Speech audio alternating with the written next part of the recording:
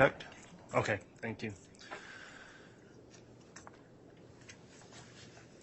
All right, we're on the record, CR 22-21-1624, State of Idaho versus Lori Vallow. The state's continuing with its case in chief. Is the state ready to continue with the examination of your witness this morning? Yes, Your Honor. All right, thank you. The court would note the prosecution is present, the defense counsel as well as the defendant are all present. So at this time, Mr. Bailiff, if we could please have the jurors brought in. Yes, Your Honor.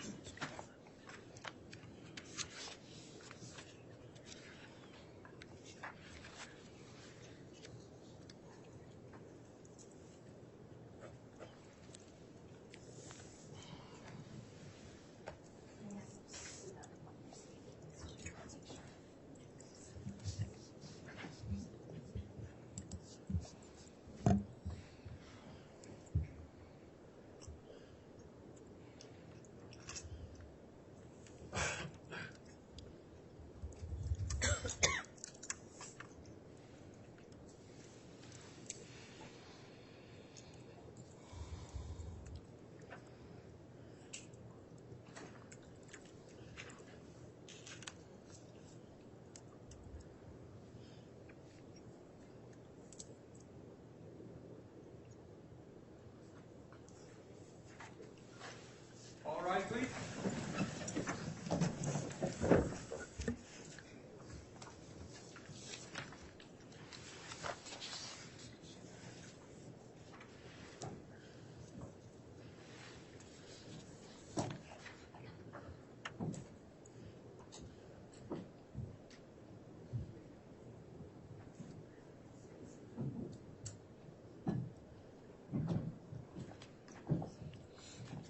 Jury's all present. Counter scoring, right? All right, thank you, Mr. Bailiff. Please be seated.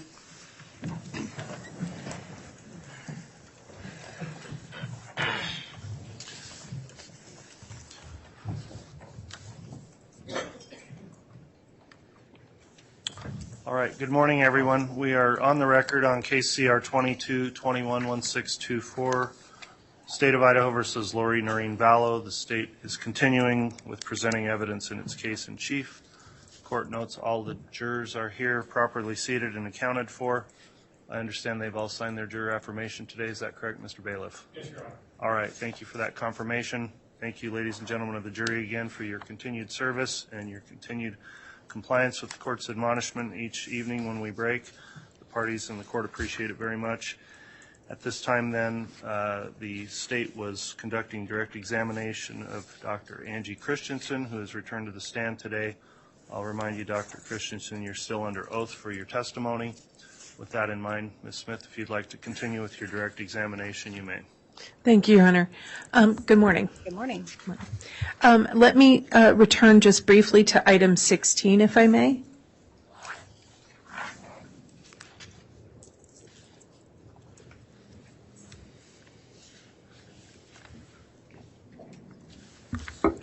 Yesterday when we were, during your testimony, you mentioned that there were multiple sharp deficits in item 16. Do you recall? Yes. And I could not remember whether we had identified those for the jurors. So if you could, please take a look at State's Exhibit 181C. And if you could, there should be a pointer up there. I believe you had said there were 5 indications of sharp trauma in this part of the pelvis bone. Do I have that right? Correct, yes. Okay. Could you identify those for the jurors, please? So the one that I identified as number 1 is here. This one is alteration number 2. Number 3 here is actually visible on both sides of this innominate. So the one indicated by 3 is the same alteration, which is visible from both sides. And the same for number 4. This is number 4 from one side of the bone, which can also be observed on the other side. And alteration number 5 is here. Okay. Now, you said innominate. Did I say that right? Innominate is the same as the hip bone. Okay.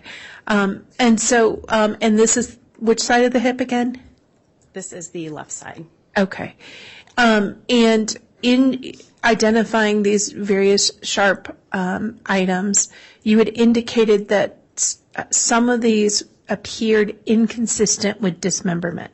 Did I remember that correct? Yes, the general location of these sharp alterations in the pelvic region is inconsistent with what's typically seen in cases of dismemberment. Okay.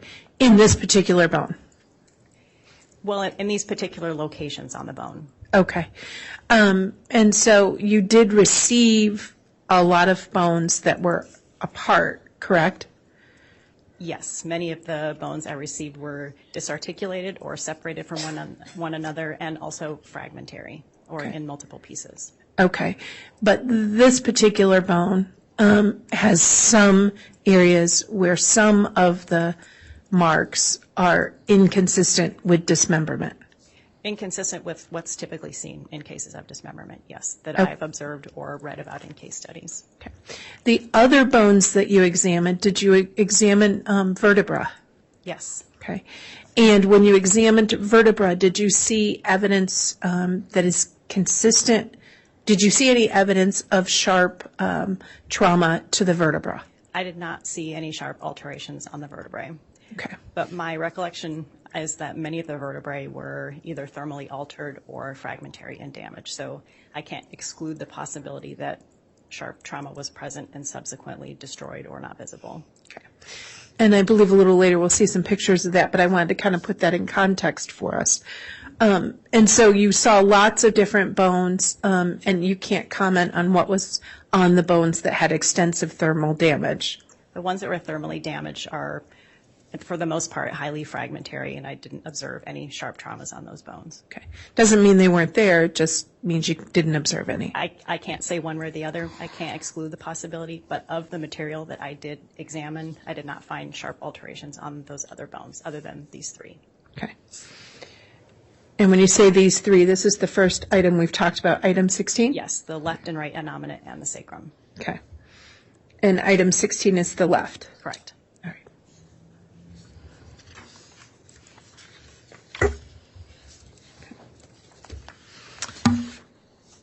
This remains item 16. It is State's Exhibit 181E. Are these close-ups of those sharp trauma items you've discussed? Yes, these are close-up views of several of the same sharp alterations in the previous photographs. Okay. And in your report, I believe you used the word puncture. Is that correct? I don't recall the exact language I used in my report. Okay. If you would like me to refer to my report, I can do that. No, I think that's okay. I just want to make sure I understood. When you say sharp alterations, it is not your job to say what instrument caused those. That's correct, yes. Okay.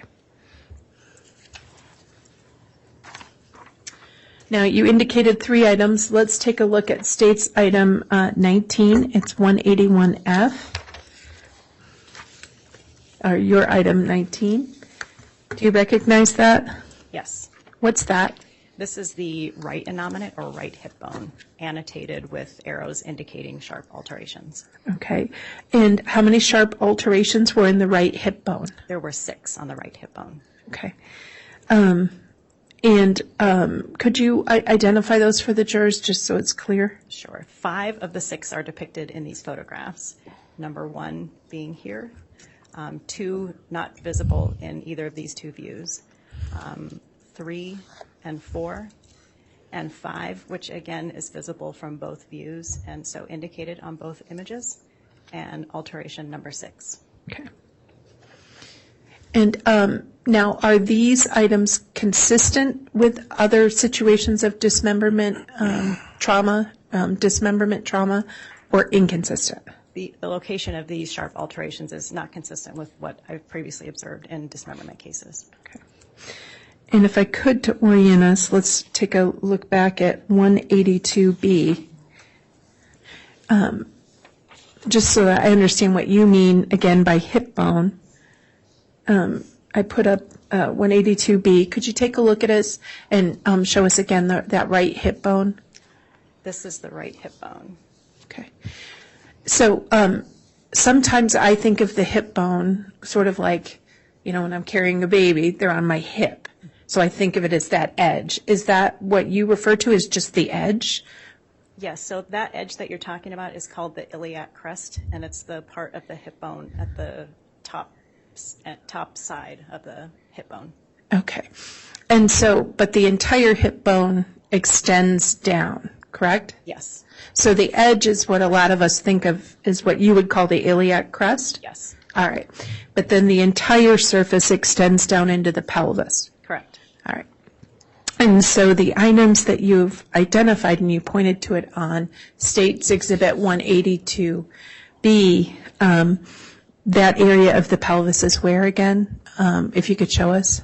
I'm sorry, can you repeat the question? No problem. That area of the lower pubis area is where? That is located here. Okay. And in that area, did you see evidence of sharp trauma? I believe we did discuss one sharp trauma on the left hip bone yesterday. Okay. And so when you're saying hip bone, you mean that the entire bone that kind of curves like a C? Yes, the hip bone encompasses this entire portion here. Okay.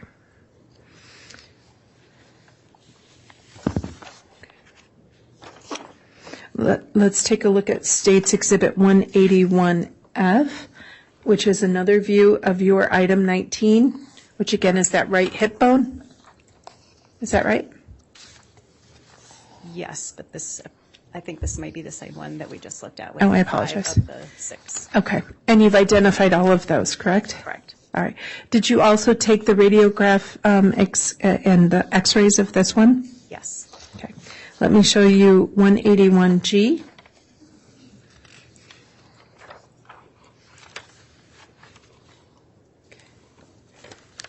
Can you see that? Yes. Okay. Do you want me to zoom in if I can or no? I'm going to ask you to identify them on the radiograph. Okay, I think I can do that from this Okay. view. Can you please identify the items you've discussed and identified in the larger picture? The sharp traumas? Yes, ma'am. So sharp trauma number 1, or what I've identified as number 1, is here. Number 2 is here. 3 and 4. 5, again, visible in both views and labeled on both views. And number 6. Okay. And number 6 is in a regular color photo, correct? Yes, number 6 is what's depicted in the photograph above. Okay. And those are all evidence of sharp trauma to that area? Yes. And this area, and it may be just my view, so forgive me if I'm not oriented correctly, which area is sharp trauma number 1 in? Is it towards the top of the hip bone or towards the bottom of sort of lower in the hip bone? Number 1 is in the pubic region. Okay. And number 2 would be where? Number 2 is in a region called the ischial region. It's basically, if you would like to show the photograph of the bone, it might be easier for me to point it out there. Do you want the diagram or the? Sure, the diagram. Sure.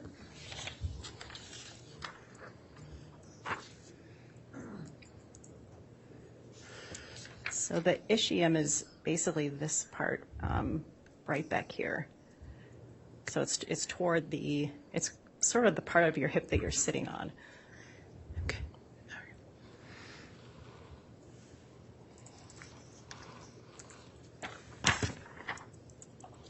All right. Now, you indicated there was a third bone. Is that documented in your items, the images of item 17? Yes, Where sir. we found the additional sharp trauma? I believe that was item 17. 17, thank you. Do you recognize that? Yes. What is that? These are photographs taken as part of my examination. Okay. Of what particular item? This is the, can you move it down just a little bit? Oh, so I can absolutely. I'm see? sorry. It's hard for me to tell what Nope, what that's is okay. visible. This is the item 17 sacrum, which in these images here are still attached to several of the lumbar vertebrae.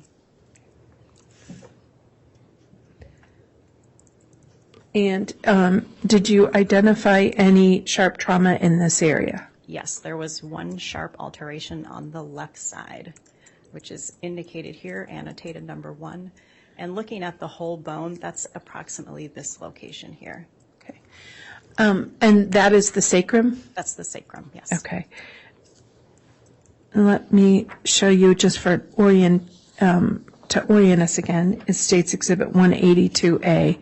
Where is the sacrum in relation to the pelvis that you've shown us? The sacrum makes up the back of the pelvis and the bottom of the spinal column. Okay. So is it that item that appears to kind of be in between the two hip bones? Yes. Okay. And that area towards the bottom is where you saw evidence of sharp trauma? It's not toward the bottom, actually. It's, if you bring back Sure. the diagram, I can. Sure. That sharp trauma on the sacrum was approximately here. And did that sharp trauma appear in any way sort of in line or near any other sharp trauma you saw?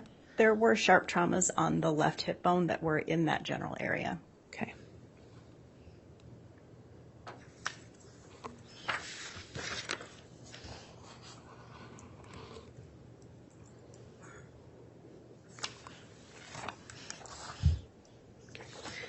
And let me show you an image which appears to be an X-ray of item 17, which is States 181I. Do you recognize that? Yes. Sorry, it's hard to orient. There we go. And again, this is what area of the body? This is the sacrum and 4 of the lumbar vertebrae. Okay. And in this view, in the X-ray view, could you see any evidence of sharp trauma? No. Okay. And so the images of the sacrum that we previously saw had some evidence of sharp trauma? Yes, it's just that it's not very easily visible in a radiograph like this. Okay.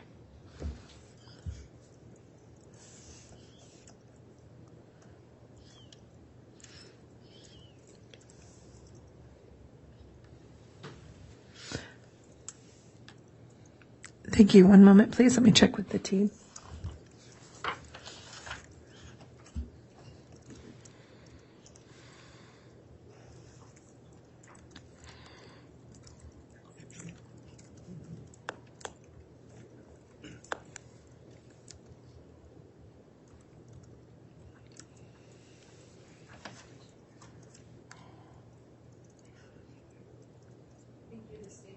The state has nothing else, Your Honor. Thank you. Thank you, Doctor.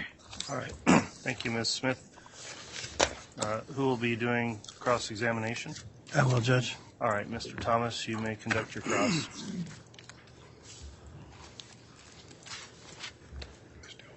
Oh, there you go. Sorry. You gotta watch me.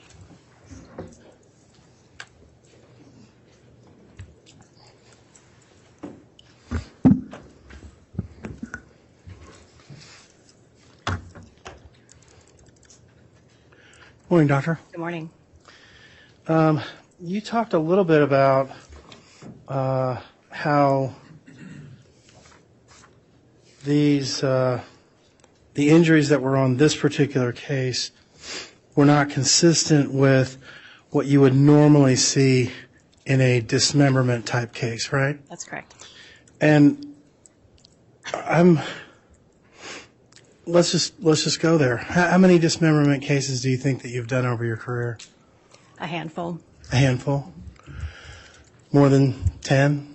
Probably fewer than 10. Fewer than 10? Okay. So what makes I guess I don't understand what's a typical dismemberment type case?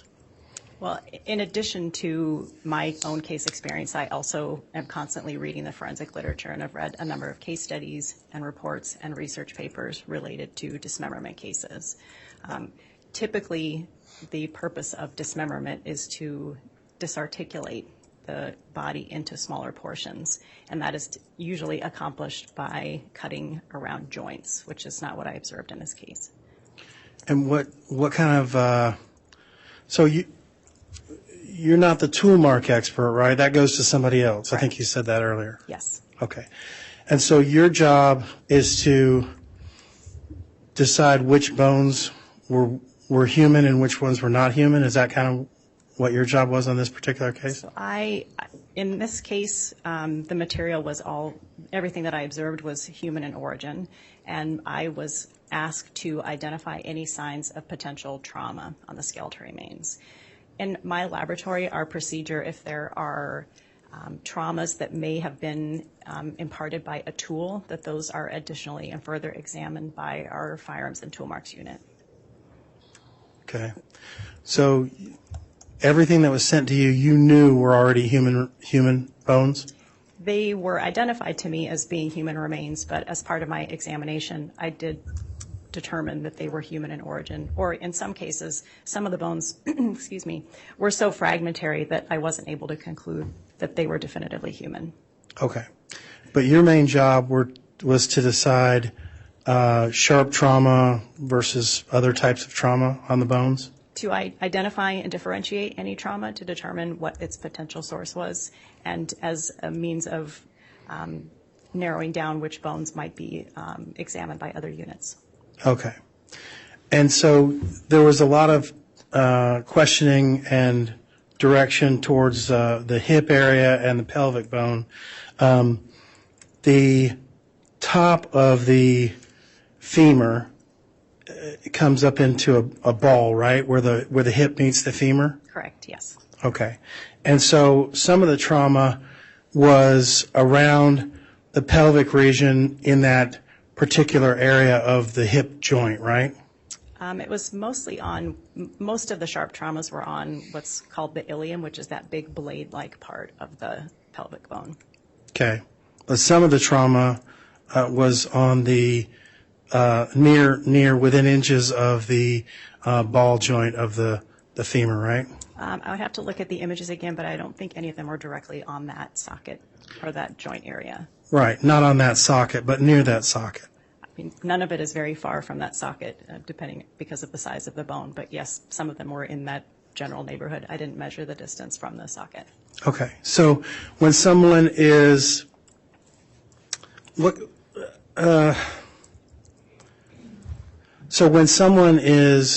trying to dismember a body, what is your understanding of, in your past cases, what is your understanding of how that's done? Is it generally, let me withdraw that question. In this particular case, what types of instruments do you think were used based on your professional experience, based on your training, based on your research and your review of other articles? What types of instruments do you think were used on this particular case? This is not within the scope of my examinations. This is the tool mark examiners. Okay. So your job was just to define, or just to say, yes, this was some sort of trauma, and then you move it on to somebody else to decide which type of trauma? Yes. Okay. All right.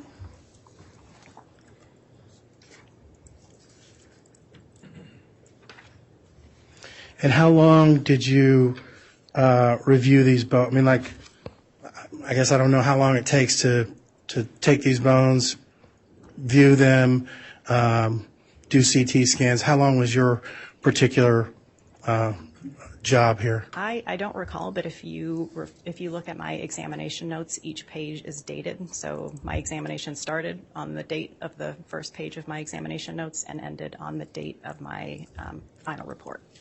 And do you have those examination notes with you? I provided them to the prosecution when I walked in today, but I don't have them in front of me. Okay, so if we got them in front of you, you'd be able to tell us? Yes. All right, let's do that. All right, Mr. Bailey, could you please provide those to the witness?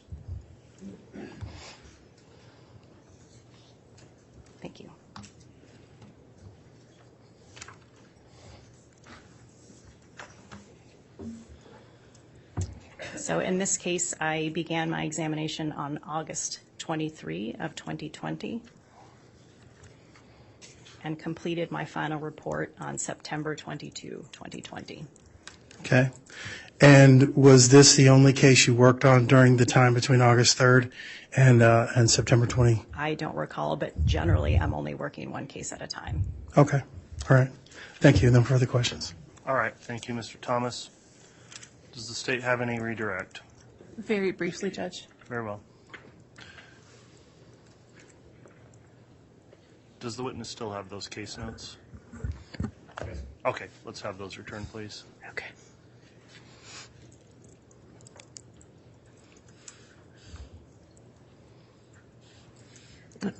Thank you, sir. Doctor, just a quick question. Defense counsel asked you can't tell what type of implement, what actual instrument caused the traumas you observed, correct? That's correct. Okay. However, you have used the phrase sharp trauma. Yes. Why do you, if you can't tell the specific tool, how do you determine it was actually caused by sharp trauma? So because sharp trauma refers to trauma that was imparted with an object with a very small surface area. And this can be differentiated from blunt trauma, which is trauma imparted by an object with a relatively large surface area, and projectile trauma, which is imparted by an object moving at a very high rate of speed with a small surface area. Okay. And when you say small surface area, is that because of the size and shape of the trauma you saw inflicted on Tylee's bones? Yes. Okay. Thank you. I have nothing further. All right, thank you, Ms. Smith. That will conclude then the testimony of this witness. Is the witness allowed to be released from any subpoena? The state would ask that she has We have no objection. All right, thank you, Mr. Thomas. So thank you again for your testimony. You are excused, and the bailiff will assist you out of the courtroom. Thank you. You're welcome.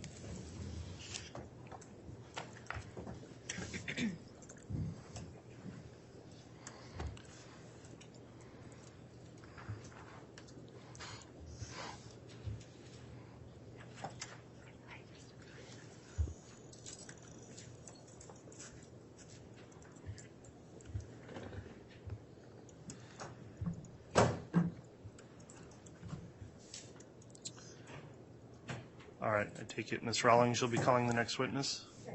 Very well. Who is the witness? Very well.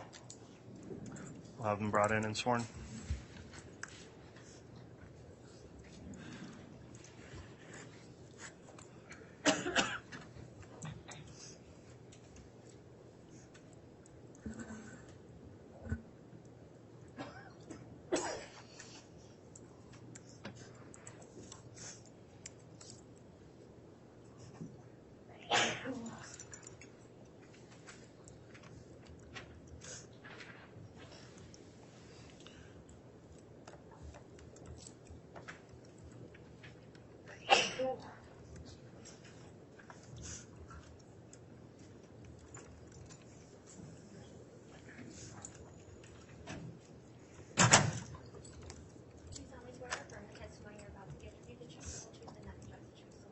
If he keeps it closed, I think it's okay.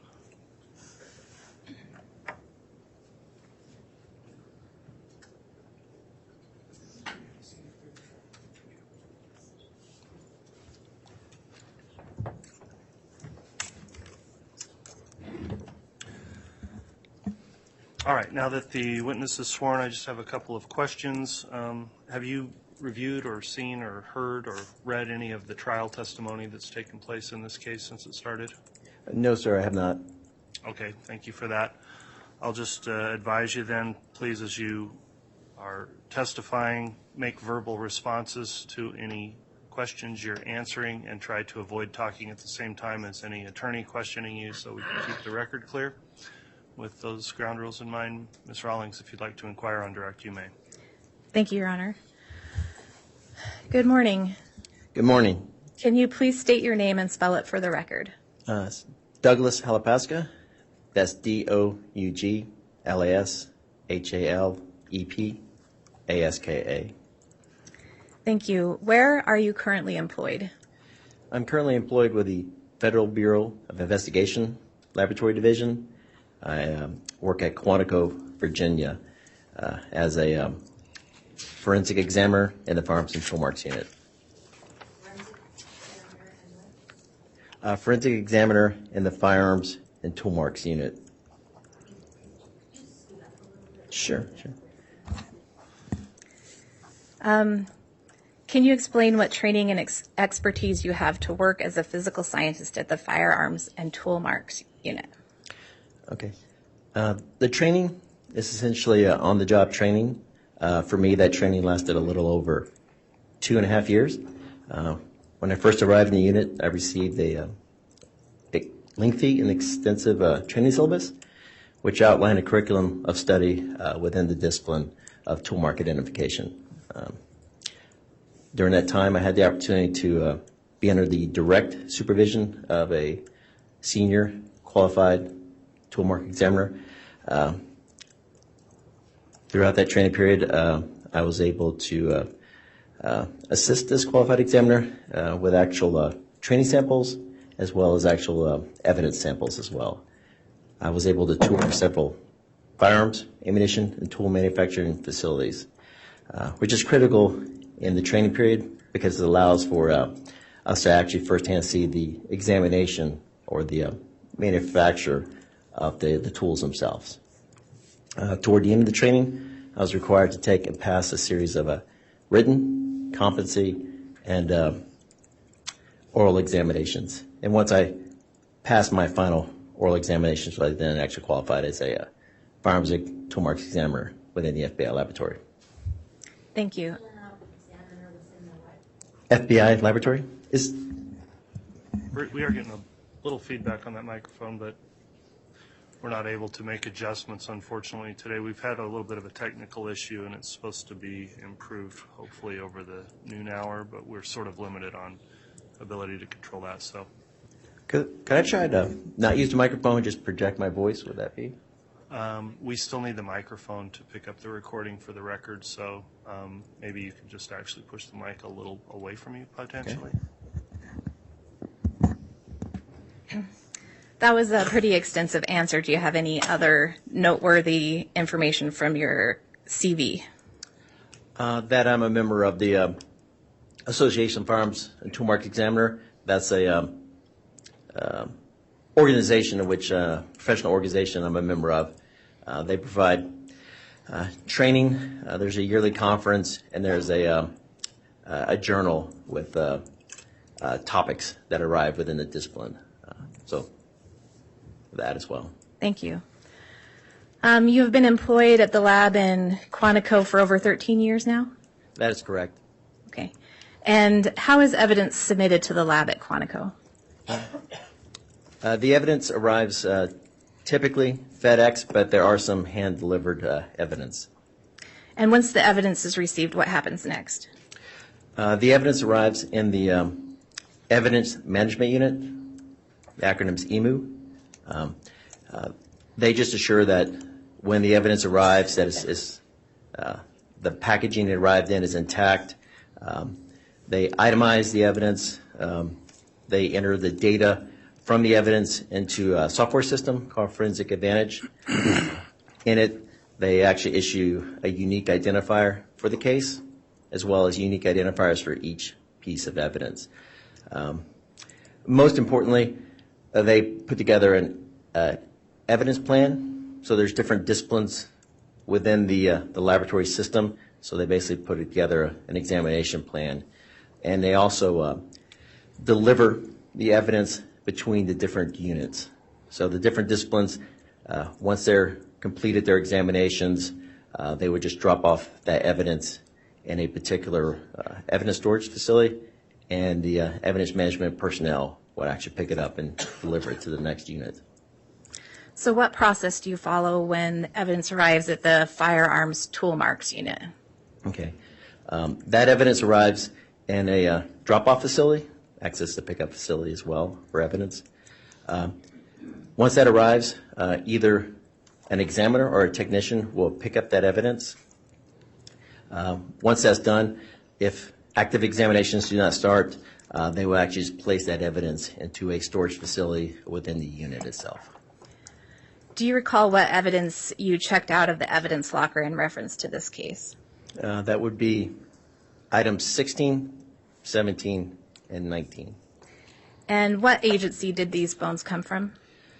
They came from the Ada County Coroner's Office. And do you know if there was an agency reference number associated with those bones? Yes, there was. Do you remember what that was? I believe it was 2006 11-61. But if you don't mind, would I check my notes? Your Honor, may he refresh his recollection to verify that the number is correct? Well, he can be provided his notes, and then we'll see if the defense has any objection to that. I believe he has a closed copy of a folder up there that he can reference if that's okay. Can I take a look at it? Have you seen it? I have not. Okay, yeah, the defense is entitled to review that first. Thank you.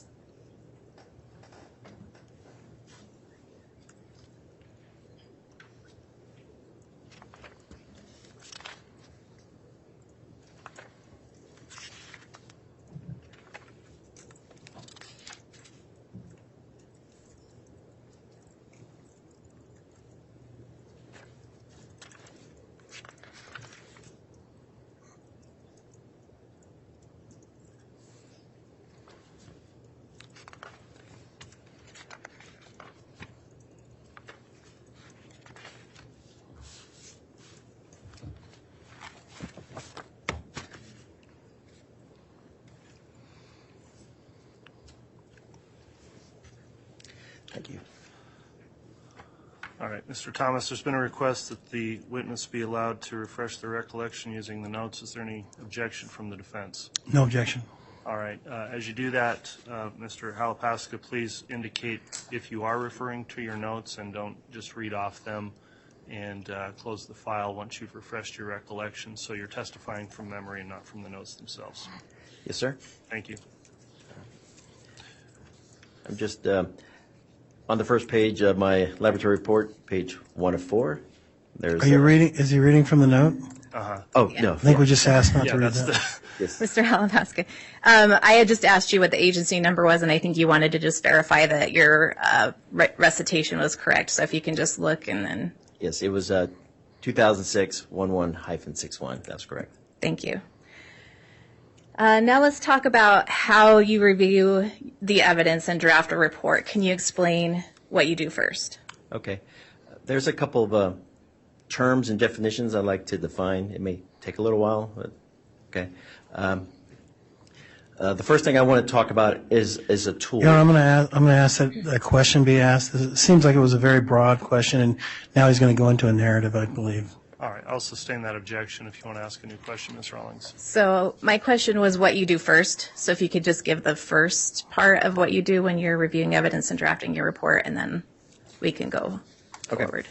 The first thing I do is I review the evidence. So I remove the evidence from the evidence packaging, ensuring that the identifiers on that packaging are consistent with those within the Forensic Advantage system. Once that occurs, I'm actually going to start reviewing that evidence for any kind of tool marks. Once any kind of tool marks are identified, I'm actually going to document that in my notes. There's some worksheets that I add that information to, either imagery or handwritten. And Mr. Halapaska, I think you mentioned you also use some definitions when you're crafting your notes. What are those? Okay, so the first one is a tool. So the basic definition of a tool is to gain mechanical advantage. over some object, but when the discipline of toolmark identification, a tool can be thought of is when two objects come into forceful contact with each other, and the harder of the two objects is the tool, and the softer of the two objects, the tool mark. Okay, thank you. What do you do next in drafting your report? When I'm drafting my report, I'm actually taking the information from my notes. The notes are used as reference to the report. The report's generated in Forensic Advantage, the software system for the laboratory, and then I generate the report from those notes. And what specific items did you look at for your report? Those would be items 16, 17, and 19. Did you use something called casting material? Yes, I did. Can you explain what item that was and what casting material is? I believe that was item 106. So anytime material is used from evidence items, it becomes secondary evidence. Casting material is basically a silicone-based compound. It's administered onto a surface as a thick liquid. Once that substance dries, it dries into a rubberized material, and it actually picks up castings of the item itself, the tool marks. Thank you. And did you explain how you used that material in your analysis, the casting material? Yes, there was a few items or tool marks on the items that I actually took castings of. So I actually took 5 castings from those evidence items, and that's what became item 106, which was the secondary evidence. And that is specifically the casting material. That is correct. Okay. Does your report go through a review process? Yes, it does. Can you explain how that works? It first goes through a technical review. That's where another qualified firearms and tool mark examiner reviews both my notes as well as my report for technical accuracy. Once that's completed, it goes through an administrative report or administrative review.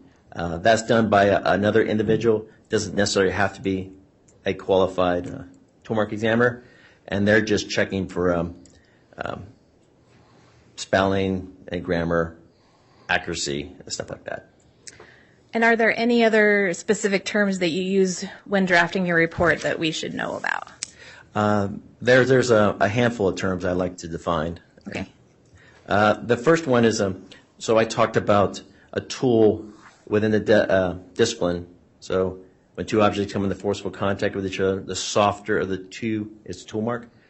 There's 2 types of tool marks. There's impressed and striated. An impressed mark occurs when the force onto an object is perpendicular. So the best way to kind of think about that is whenever you're at the beach, you got a bowling ball, you drop that bowling ball into the sand, you remove that bowling ball, that's your impression. Striated marks occur when both force is applied to an object almost perpendicular to the surface, and it generates striations or essentially scratch marks. Those are the only 2 types of tool marks that occur. There's 2 other important terms, class characteristics and individual characteristics. Okay. What are class characteristics? Okay. Class characteristics are the general or measurable features of a specimen that would indicate a restricted group source or source population.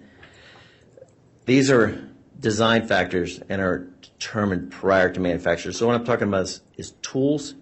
The best analogy I can think of right now is if you had 2 types of screwdrivers, one being a flathead screwdriver. If you were to use that flathead screwdriver to make an impression, that impression would have basically the general shape of a minus sign in mathematics. But it would also have other features. There would be measurable features such as the width of that tool head, as well as the length of it. Now, when I'm talking about the screwdriver, I'm only concerned with the working surface. So basically that part of the screwdriver that you're using to torque that screw. That's the only part I'm concerned with. That's the part that is manufactured. Other class characteristics are the manufacturing processes that occur on the working surface of that flathead screwdriver. So was that flathead screwdriver made, was it casted? Was it milled? Was it fractured? Finishing processes, grinding, bead blasting, coating. Those are class characteristics. The other kind of screwdriver, a Phillips head, and a press mark from a Phillips head would look like a plus sign. So if I had tool marks that had the general impression of minus and plus, I have two separate source populations. So that is an easy way to think of class characteristics. Individual characteristics, they are the rapid and random imperfections that occur to a tool surface.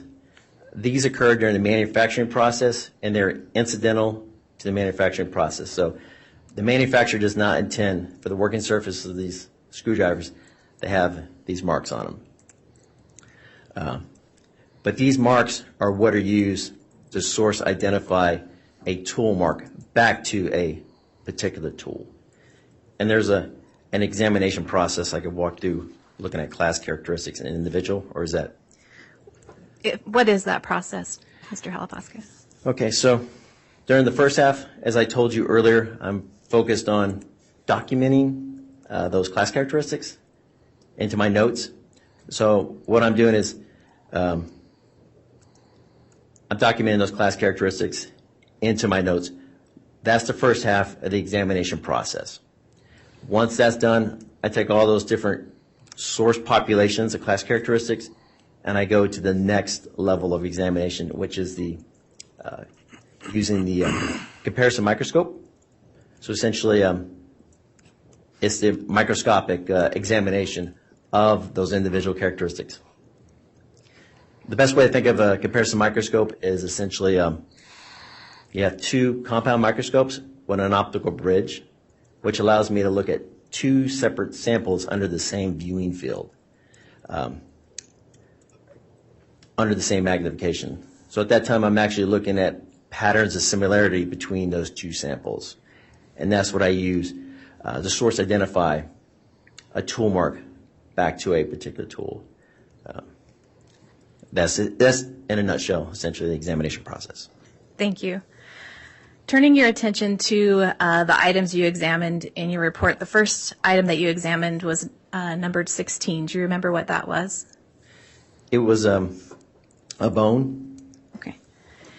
I'm going to hand you what's been marked as States Exhibits 180A through L.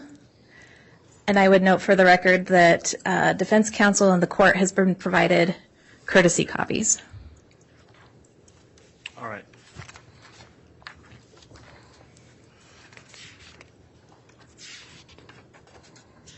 And Mr. Halapaska, there is water in the pitcher if you need any water. Thank you.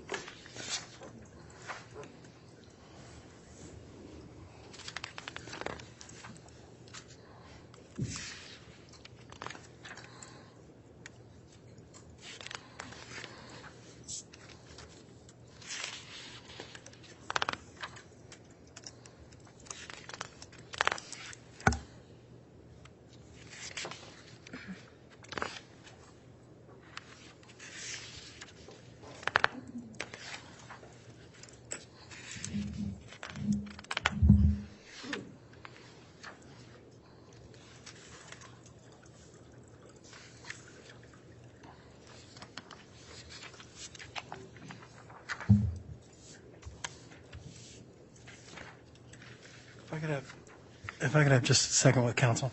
Yes. Mr. Thomas, if you'd like to, why don't you walk over here? We'll turn on the white noise. Oh, I'm sorry. We don't have that available, but still, if you walk over here, it's better than over there.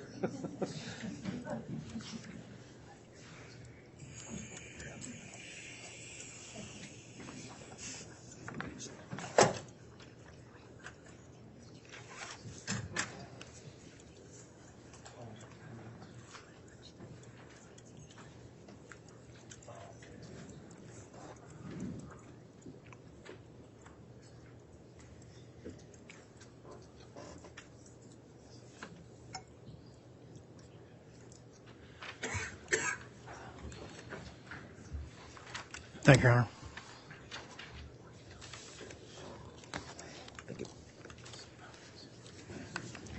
All right, Mr. Halapaska, will you take a minute and look at each of those pages, those images?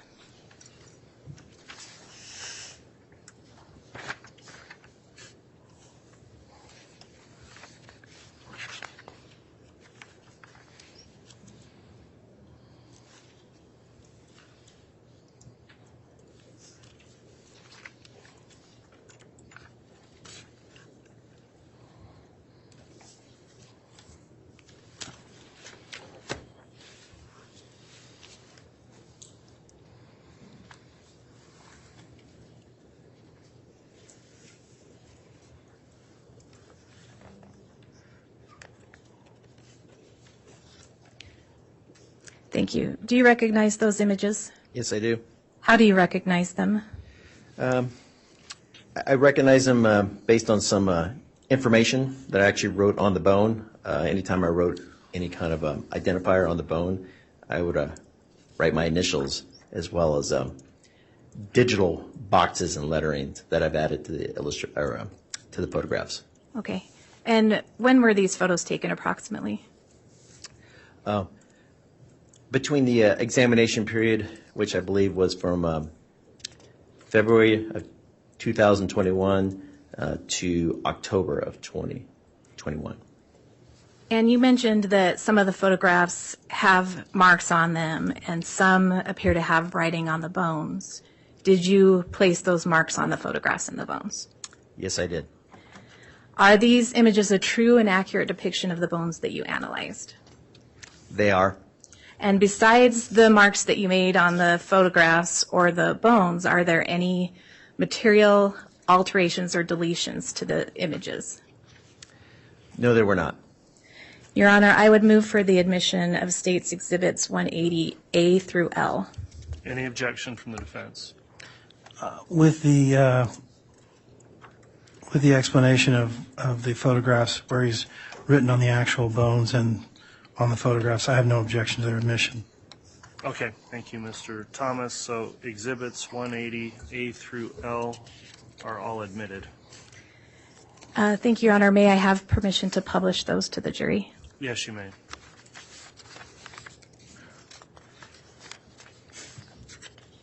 Okay.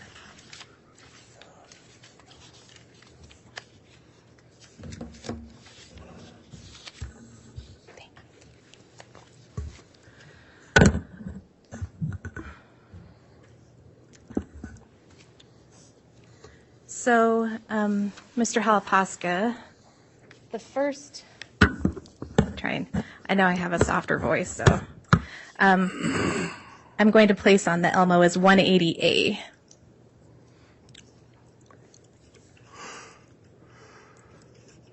Maybe this will be, no, because we want the scale. How about that? Does that work? That's good. Okay. All right. And what bone is this? I believe that's the hip bone or the pelvic region. Okay. Can you walk us through your analysis of this bone? Would it be possible for me to clarify a few terms I'm going to be using repeatedly through all these images? All right. What terms that you need to clarify that we haven't gone over? Action type, stabbing action, chopping, and compressive force. Okay. So what's... Compressive force. So I think you said the first one was action type? Yes. What is action that? type, for a stabbing action, it could be thought of as essentially force that's being generated from the tip of a tool onto a surface. So that energy will be focused on a single point of that tool. A chopping action you could think of as essentially when that energy is being delivered from a bladed tool along the long axis of that cutting surface. Compressive force I use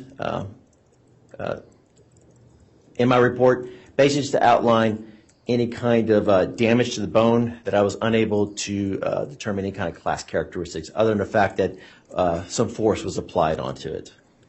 Okay. And was that all the terms that you needed to clarify? I believe so. Okay, thank you. I didn't want to miss any.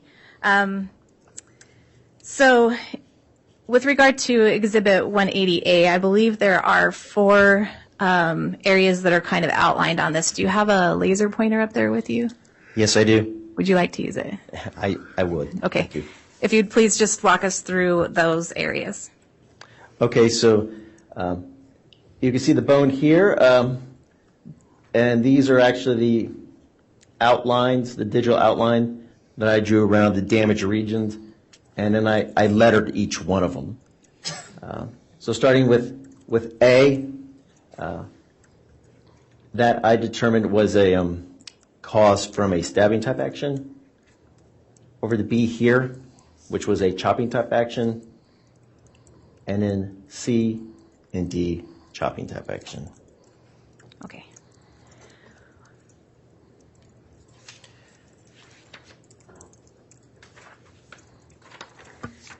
Now turning your attention to State's Exhibit 180B.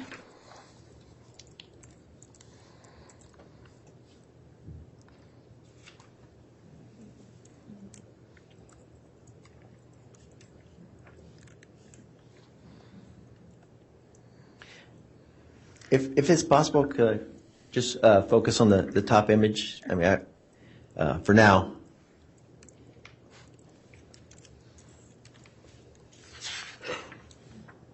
All right, so with regard to State's Exhibit 180B, this top image, what does that show? This is Region A, which I said was caused from a stabbing action. You can see here I've actually written on the bone A, and then next to it is my initials, DJH.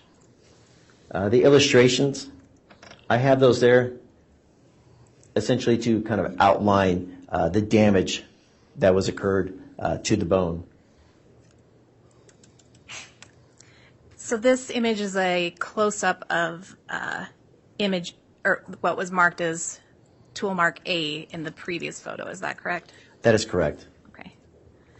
And the reason I took the close-up image is what I was trying to do is I was trying to document the damage that occurred to the bone. It's a little difficult to see here, but you could actually see some of the bone here has begun to fracture, and the force of the impact came down at a perpendicular angle. So this fracturing that's occurring here has been driven into the bone. The bone actually has a hard layer, and there's a hollow layer inside. So this penetrated that hard layer into the hollow layer, and actually I don't capture it here, but there was damage that was occurred onto the other side of the bone that was occurred from here. What's not captured on the screen is the arrow right here. There's actual radial cracks coming out of the damaged area right here that I was trying to actually document in this photograph. And what other actions did you take in reviewing or analyzing tool mark A on this hip bone? Okay, so as I mentioned earlier, first half of my examination is focused on those class characteristics. The second half, I'm wanting to actually identify those individual characteristics. I was examining it, looking for those individual characteristics. I was unable to locate any. So that's when I decided to use the casting material. Again, it's that silicone-based compound, kind of comes with thick liquid. I applied it into the damaged area, allowed it to harden, removed it. I actually did this 2 times, and I was unable to identify any individual characteristics from this damaged area.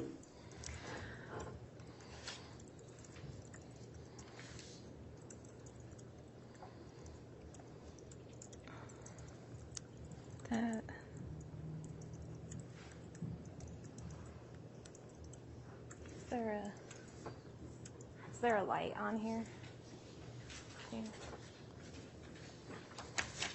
Because that image is, yeah, I'm trying to make it lighter. Oh. Thank you. That bottom image is a little dark. Are you able to see that? I can. Okay. And what is that bottom image, if you can describe it for the record? It is the same image as the one that was at the top. However, it's just more focused. Or, sorry, the magnification was increased. It just illustrates the fracturing that occurred and that bone being carried inside the damaged area. So essentially just a magnified version of the first photograph that you saw. Thank you.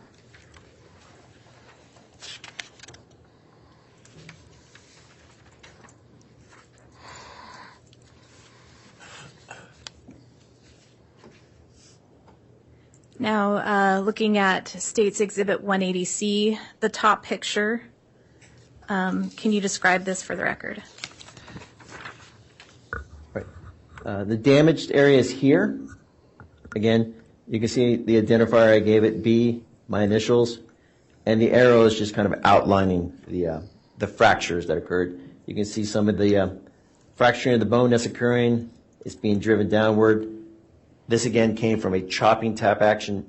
The energy of that long axis of that blade is being driven down. This appears to have come from a perpendicular angle. It didn't drive into the all the way through the hard layer of the bone, but right here you can see basically part of the bone, the harder, being driven inside that damaged area. I did take castings from this as well. I took 2 casts trying to identify individual characteristics. From my examination process, I was unable to identify any individual characteristics from this injury. Did you know anything else is significant with this tool mark identified as B? No, Okay. Did you take any other actions in reviewing or analyzing it? no, I did not. Okay. And then with regard to the bottom image on State's Exhibit 180C, can you please explain what we are seeing there? Essentially, it's the same image as the first one, just magnified, so you can actually see the B here. But what I was wanting to illustrate is you could actually see, again, this injury did not pierce through the hard layer of the bone, so you can actually see at the base of that tool mark residual bone fragments that were carried into it. So that was what I was trying to illustrate with that image.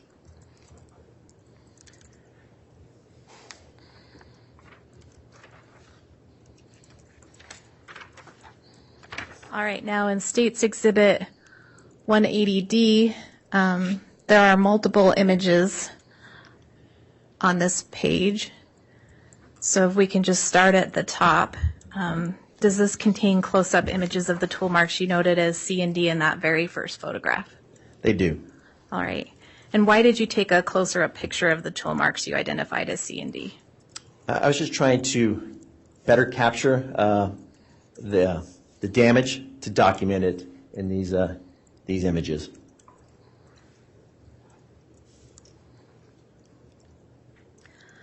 All right. What did you know as significant with these tool marks? Okay. Looking at the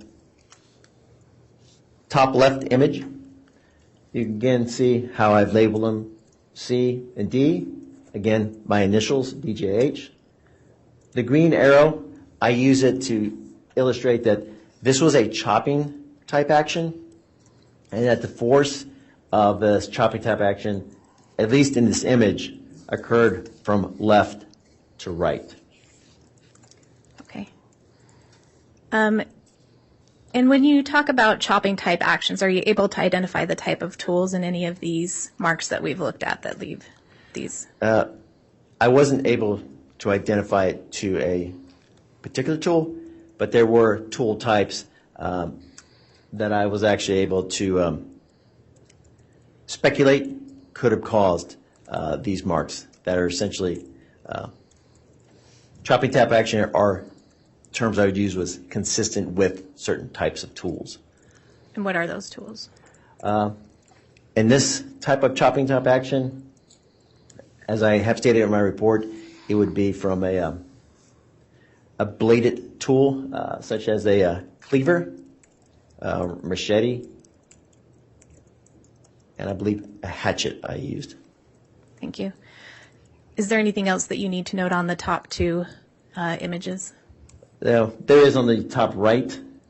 Again, you can kind of see my initials right here. So what I did was I just focused inward onto this, onto the damaged area, and you can see this crack occurring right here. It illustrates basically that the force came from this side, and it drove or fractured part of this bone, and it's kind of driving it inside that damaged area.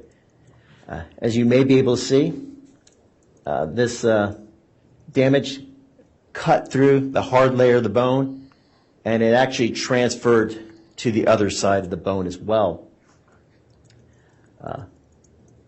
The black arrows here on the right side, they're illustrating basically scallop-shaped surfaces that were found along the tool mark, which indicate to me that there may have been some type of serrated teeth on the blade to produce those. Those are actually easier to see, if we can.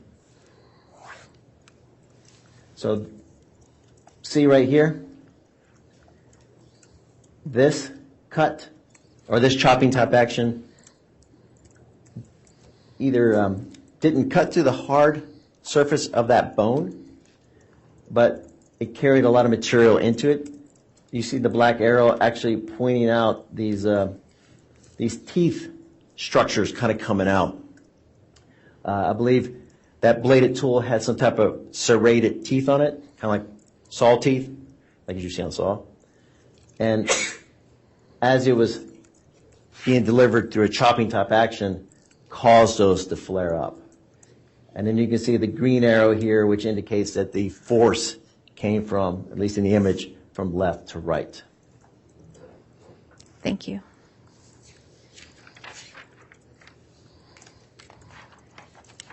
Now looking at State's Exhibit 180E, the top image on that, what does that show? I'm sorry, could I clarify one more point from the last image? Sure, let me grab that one again.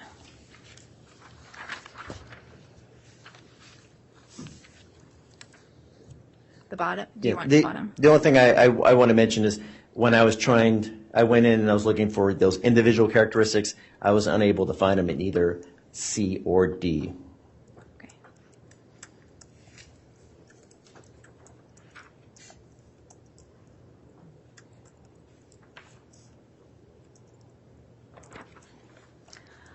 All right, so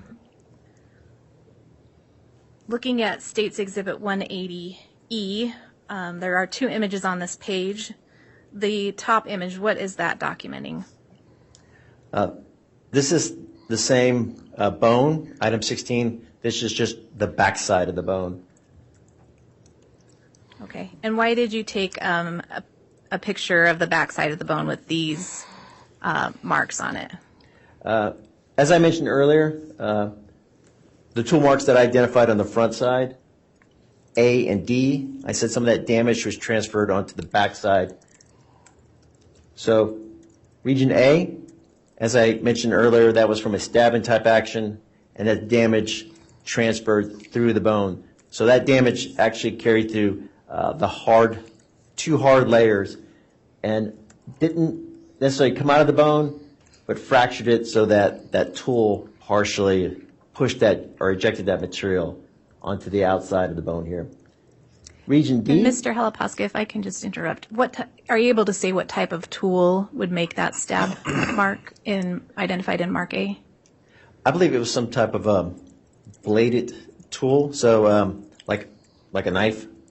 However, I couldn't preclude other tools that might have some type of pointed edge, because you can imagine even a cleaver, if it's delivered on not the long axis of the blade, but one of the corners, may have been able to produce this. But this is consistent with a bladed tool such as a knife.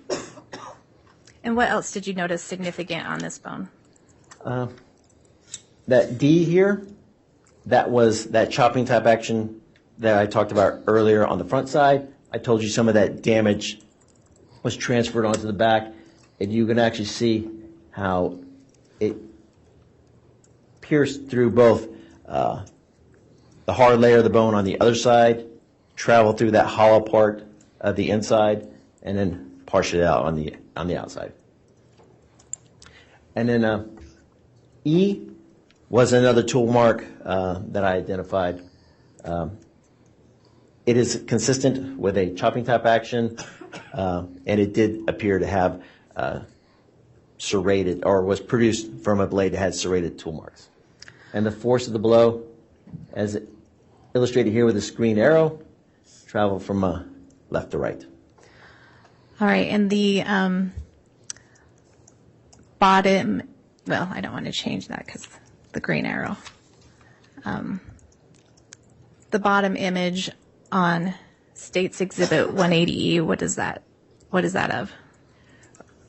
This is a close-up of E right here, and you can see I actually wrote E in my initials.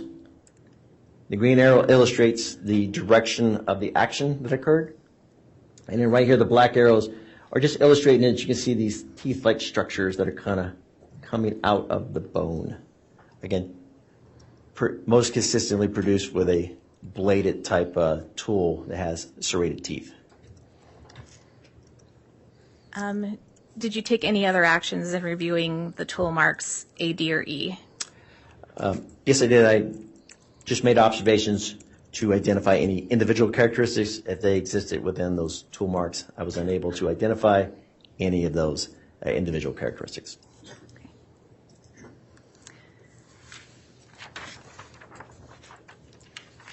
Looking at State's Exhibit 180F.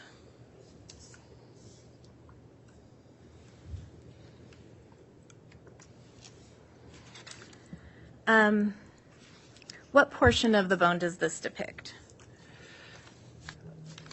That is an intact portion of the spine. And why did you take a picture of the mark labeled as, I believe it's labeled as A in Exhibit 180F?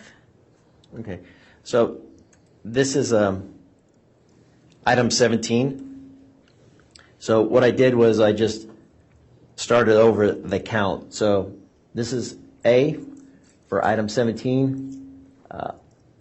The tool mark here is produced from a chopping type action.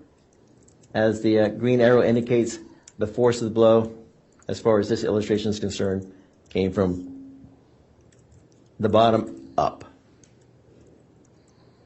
What did you notice significant with this tool mark? It didn't travel through the hard layer of that bone.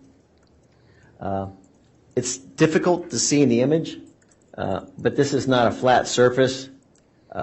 This portion of the bone right here, Oh, sorry. yeah, is kind of coming out. So this portion here is much higher in elevation than this tool mark. All right, and what other actions did you take in reviewing or analyzing tool mark A on this portion of the spine? Just that I was trying to identify any individual characteristics within that tool mark, and I was unable to find any. Okay.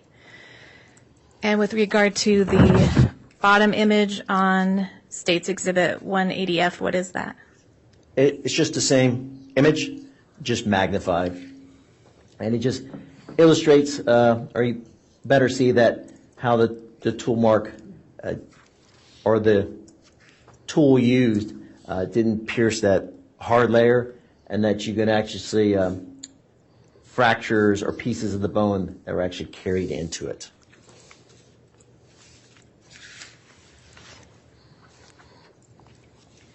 And State's Exhibit 180G.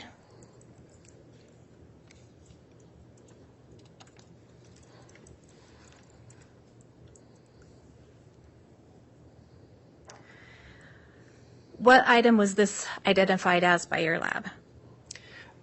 This was labeled as item 19.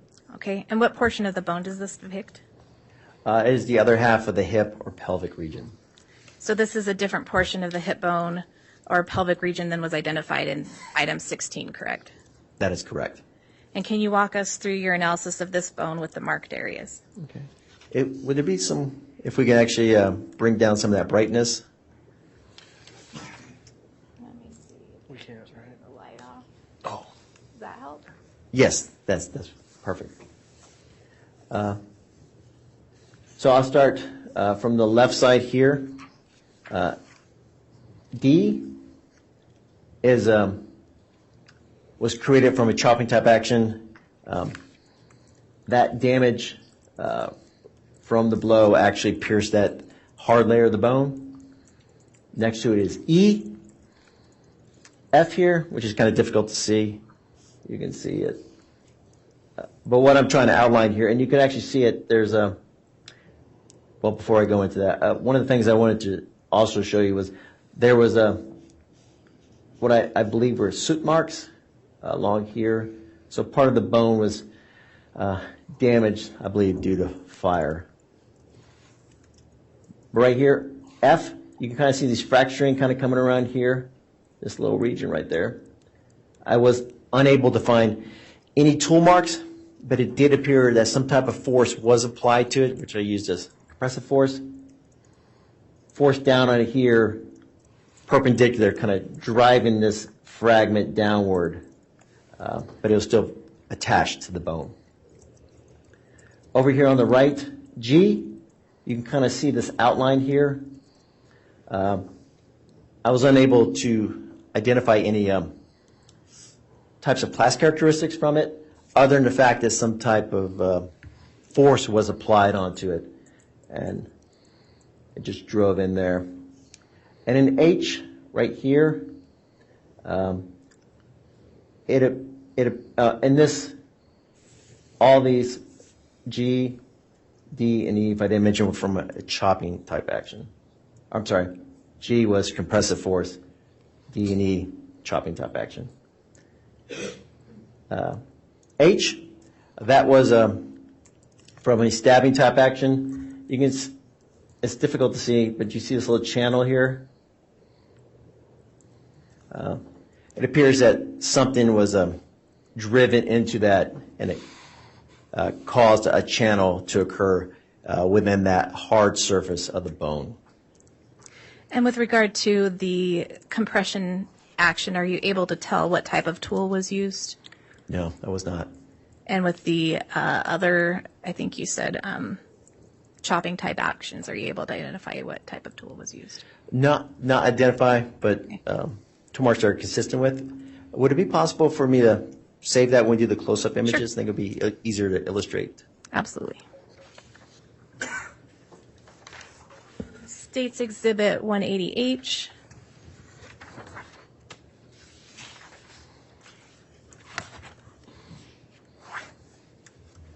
There are three images on this page. Do you recognize those? Yes, I do. And with regard to the top photograph, can you just explain that for the record? You can see the digital box I drew around the tool mark. It kind of looks like a tooth mark, or kind of like a shark's tooth standing up here. The green arrow is based on the top of it. Here's the base. Right here, I actually wrote on the bone A in my initials. What's hard to see in this image is there's more elevation right here. So this occurred from a chopping type action. As the green arrow indicates, it came from the top down. But since this bone was protruding out, had higher elevation, that chopping tap action did not cut into the hard layer of that bone. And also, I reviewed it for individual characteristics and found none. I believe tools consistent with potentially making this kind of marks would be from a blade tool, such as a cleaver, machete, hatchet, or similar type tools. Did you note anything else as significant with regard to these tool marks on this top photograph? For B and C, I wasn't able to identify any class characteristics, and I just referred to them as fractures. You can see that the bone, some type of force was occurred onto it, and it actually fractured that bone here as well. It may have occurred from the same impact, but I wasn't able to determine that. And I was unable to determine any kind of tools that would be consistent with making that type of damage. Thank you. With regard to the bottom images, why did you take a closer up picture of those? Those are just zoomed in images of B and C, just to better illustrate the fracturing that occurred to the bone. So you can actually see how the bone is cracking and fracturing, and you got bone that's spurring out from that pelvic bone. What other actions, if any, did you take in reviewing or analyzing these tool marks identified on this bone? Other than just trying to identify any of those individual characteristics, which I was unable to locate any. Okay.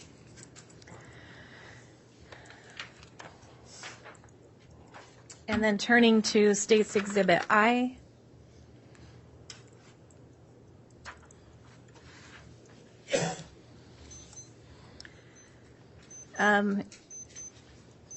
What does that top photo depict?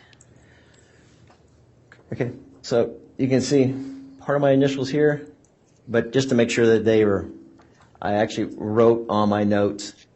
So that is D, my initials, scribbled, and then the date. But what this image illustrates here is a close-up of damage to region D. As I indicated earlier, it's from a chopping type action. The force of the action occurred, at least in the image, from left to right, kind of coming upward. What this illustrates is you can see the fracturing that's occurring from the bone right here, where basically the force of the blow carried over this portion and underneath this side. It cleaved through the hard layer of that bone. All right. Did you notice anything else of significance or take any other actions in reviewing or analyzing this tool mark noted as D on this portion of the bone? I also was looking for the individual characteristics, which I was unable to find any. Okay.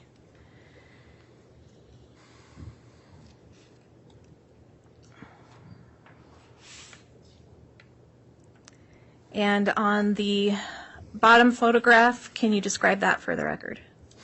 Okay. So this is D in its entirety, and next to it is E. Here is F. As you recall, that's the one I said I couldn't find any class characteristics, though some type of force, compressive force, was administered on it at this point, which kind of caused it to fracture along this area here. But what I want you to focus on is E.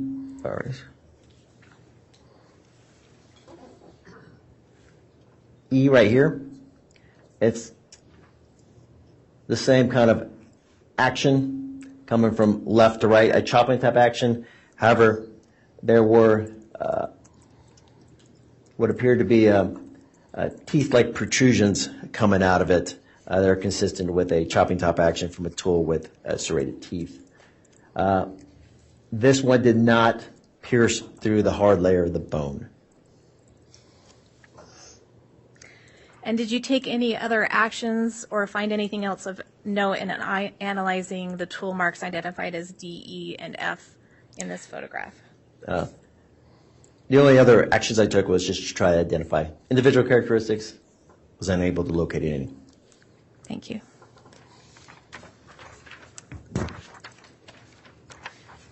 States Exhibit 180J.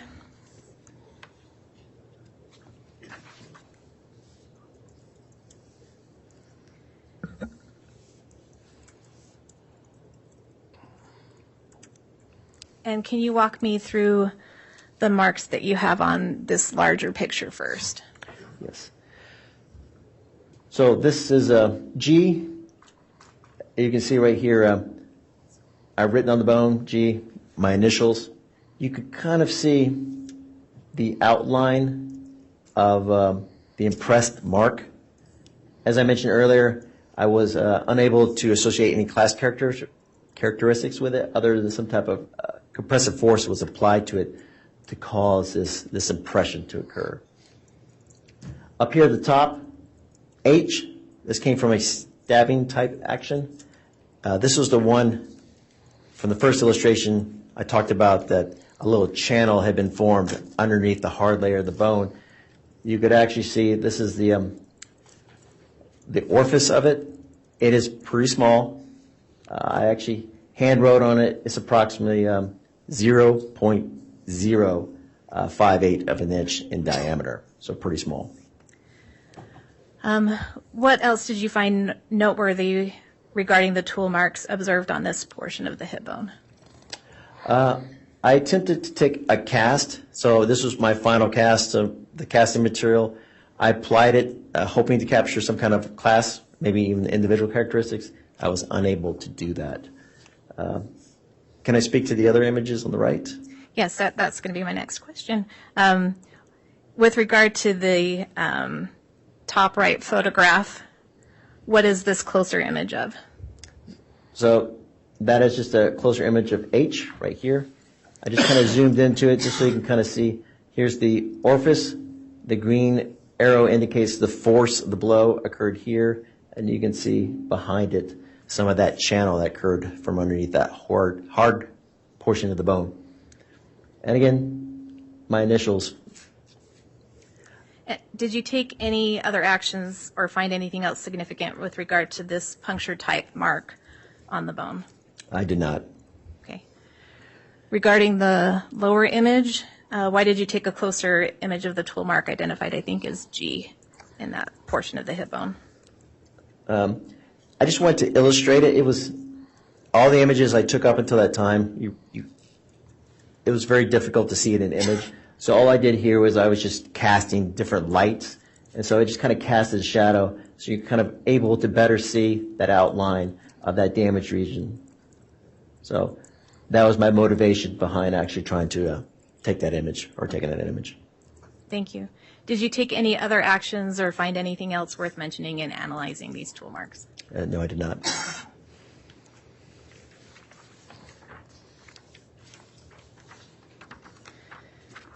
States Exhibit 180K.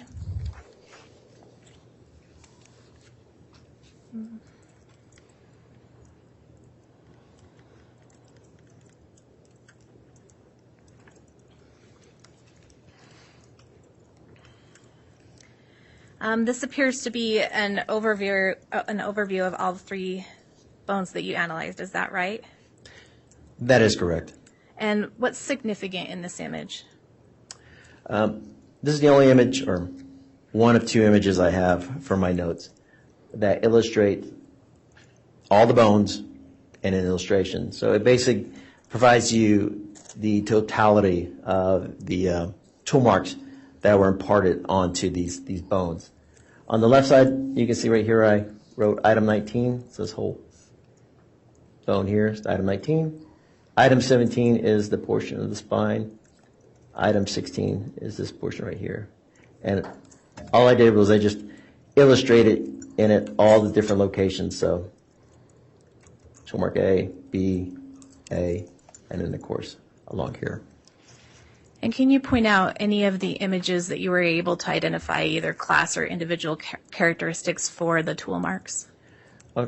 So for any kind of chopping type action, I I didn't identify any tools, but I determined tools that are consistent in class characteristics as causing, in this case, a chopping type action. That would be A here, chopping type action. A on item 17, chopping action. D and C, chopping type action, as well as B on item 16. Item 16, A would be from a stabbing type action. Okay. And then the last image, States Exhibit 180L.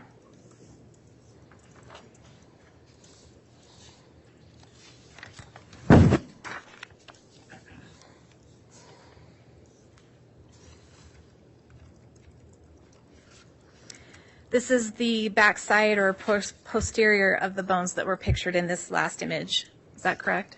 That is correct. Okay, and what did you find noteworthy with regard to the bones in this picture? Again, just trying to illustrate the totality of those tool marks. This bone here is item 16. D and A, those are just injuries that are transferred from the front side to the back side. So you can actually see part of the bone was being almost ejected from the back side. Same with D. Recall A here was a stabbing action, D chopping. E here was that chopping top action with a serrated tool marks. And then item 17, you can't see the injury from the backside. Item 19, F, that fractured part. So again, you kind of see the outline of the fracture. E and D is from a chopping type action. G was as that compressive force, the one where I was unable to identify any kind of class characteristics, the one I just took the cast of. And then B and C were those fracture type marks, which again I wasn't able to associate with any kind of class characteristics. Thank you. Can you summarize your findings or give us a nutshell of your findings with regard to the tool mark analysis you performed on these three bones? Okay. So as I mentioned earlier, the examination process goes from class characteristics, generating different types of source populations for the examination portion, so moving into that identification. I was never actually able to go there. In order to go to that microscopic examination would require me to have individual characteristics, so I never really got there. So the only thing I was allowed to do or able to do with those class characteristics was basically just outline tools that could have produced those tool marks consistent with. Could we go back to the slide prior?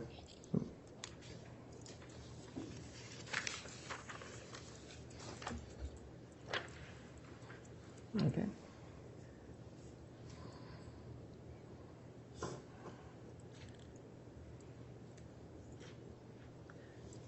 So, item 16, A, that came from a stabbing type action from a bladed tool such as a knife along the tip. However, I wasn't able to preclude some type of other bladed tool where a portion of a corner of that tool, like a cleaver, may have been used. But again, from a stabbing type action, most consistent with a bladed tool with a tip on it. B, D, and C on item 16 came from a chopping type action. Tools consistent with a chopping type action, consistent with these class characteristics, would be a cleaver, a machete, or a hatchet.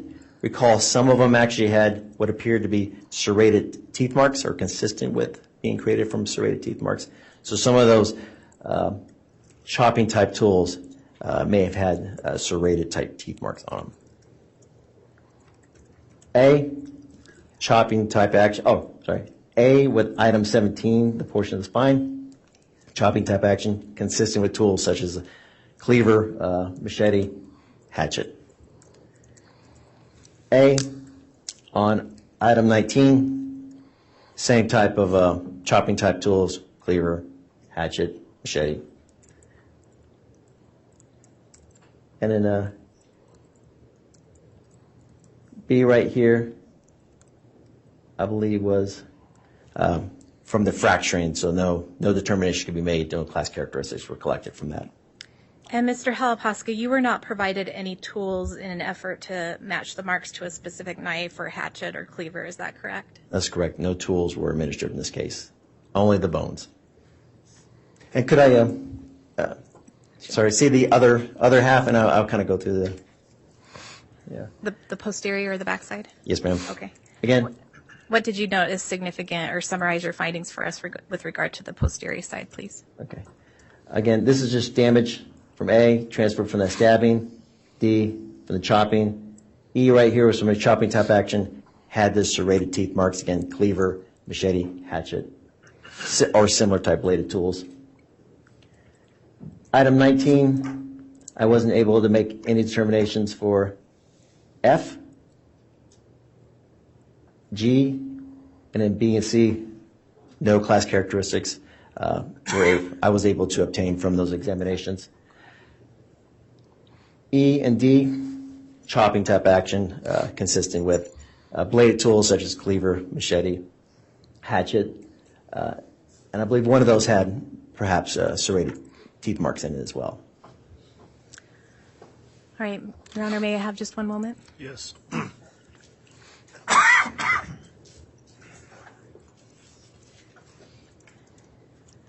I don't have any other questions, Your Honor. All right, thank you, Ms. Rawlings. Who will conduct cross? Is that you, Mr. I will, Thomas? Your Honor.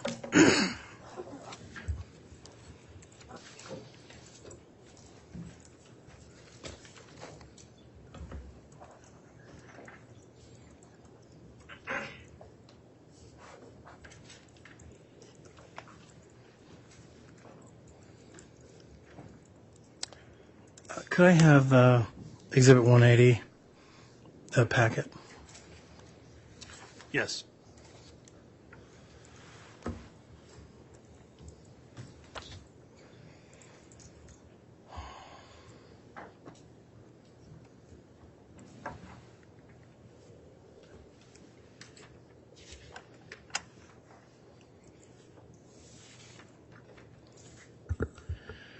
Good morning, Mr. Halapaska. How are you? I'm doing good. Yourself? Good. You work for the FBI. Are you an FBI agent or an analyst, or what do you call yourself? I'm not an agent. I'm a physical scientist, forensic examiner. Okay. And as far as your educational background, are you a doctor, or are you a master's level or bachelor's level? I have a bachelor's of science, which I received from Texas A&M University in 2001. I'm currently attending the National Intelligence University at Bethesda, Maryland, where I'm pursuing a master's degree in science and technology and intelligence. Okay. National Intelligence University? That's correct. Is that a private university, or is that run by the FBI, or is that... I guess I'm just not familiar with it. Can you tell me a little bit about that? It's a federal level university. It's I believe up until very recently it was run by the Department of Defense. Okay. And can anybody take classes there, or is it specifically for government agencies? You have to have a top secret clearance in order to take Okay. classes there. So it's not Not for everybody. it's mostly just for federal employees, but there are contractors that work there as well. Okay. All right. And what are you studying at the National Intelligence University? What kind of things do you study there? Mostly tool marks, or? No forensics. It's just focused on science and technology, basically emerging technologies. Just studying that, just to be aware of any kind of disruptive technologies that may be coming up that the forensic community might have to actually deal with in the not too distant future. So computer type stuff or digital type stuff rather than hands-on bones and whatnot? Nothing concerned with bones. Mostly things like additive manufacturing, which is just a different name for 3D printing. Oh, okay. All right. Mr. Thomas, I apologize for the interruption. There's been a request that we take the morning recess at this time. Perfectly We're just okay. getting started, so why Sure. don't we go ahead and do that? We'll be on a recess here for 20 minutes, and then you can continue with your cross. Thank you. Thank you, Your Honor. All right, please.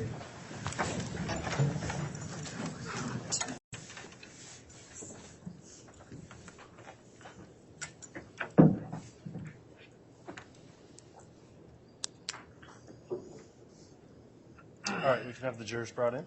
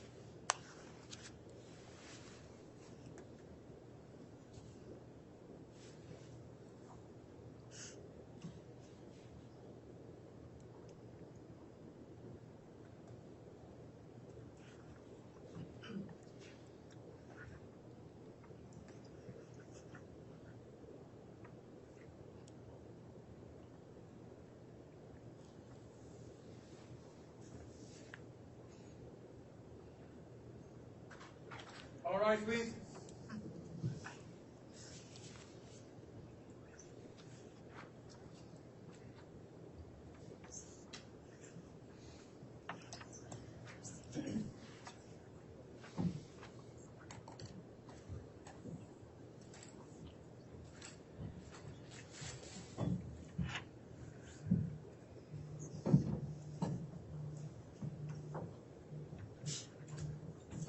Jury's off, President County Court, Your Honor.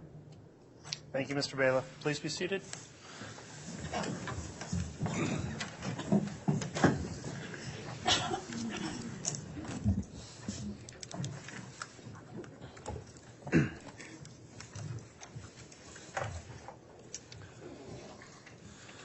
All right, we're going back on the record. Case CR 22-21-1624, State versus Lori Vallow.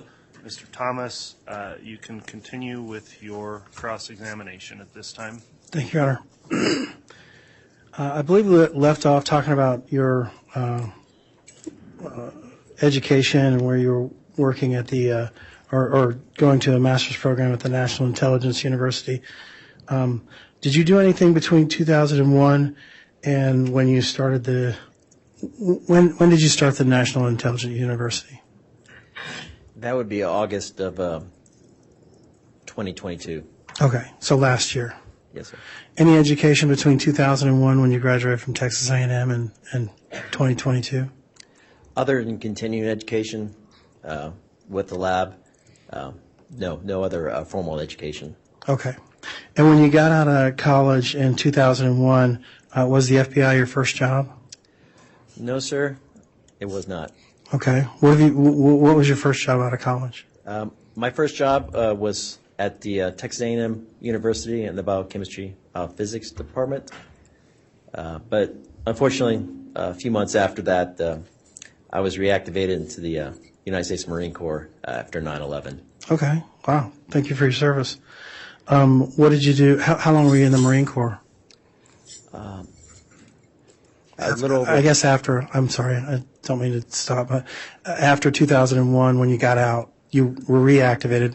Let's talk a little bit about the reactivation. How long were you in the Marine Corps? active service, about 1 year, and in a reserve, I think, for another year. Okay. And so then what did you do after that? After I completed my service, I went back to Texas A&M, continued working at the university, I believe a year. Then I actually got a job working with the Drug Enforcement Administration in Miami, Florida, as a forensic chemist. Okay. And that was probably in 2004, 2005? I worked there for 3 years, so I believe from 2004 to 2007. Okay. And then what did you do when you got out of the DEA? I took a job working for the Army at the testing proving ground in Dugway, which is located in Utah. I worked there as a field chemist doing chem warfare chemistry. Okay. And that's in Tooele, Utah? Yes, sir, it is. Okay. And how long were you there? I worked there for a little over 2 years. Okay. And so that would have been 2009-ish when you left that? Yes, sir. And then where'd you go? That's when I was offered an opportunity to join the FBI. Okay. And you've been at the FBI ever since? Yes, sir. Okay. And so you indicated on direct exam that you did training for about 2.5 years. Is that right? That is correct. And was that training specifically on the toolmark portion of your FBI work? Yes, it was. Part of it is with the firearms aspect, but you can think of a firearm as really nothing more than a collection of tools in order for it to operate. So yes, the entire time I was working on tool marks. Okay.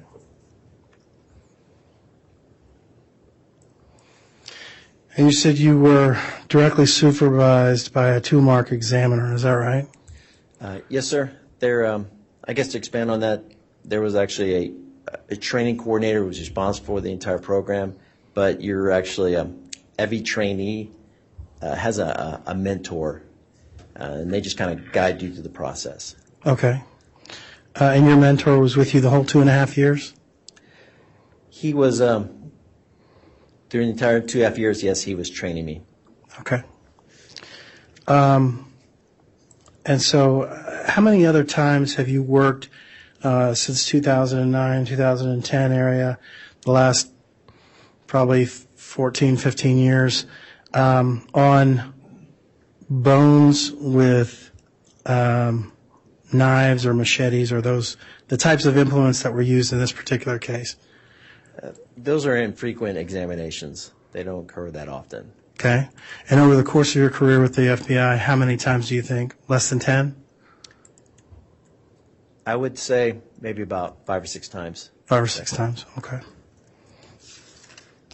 And does the FBI have I don't know, I guess what I'm thinking is that when somebody brings something in, you have a vast array of tools you can choose from to try to match up what caused an injury. Is that correct, or am I kind of thinking in fantasy land?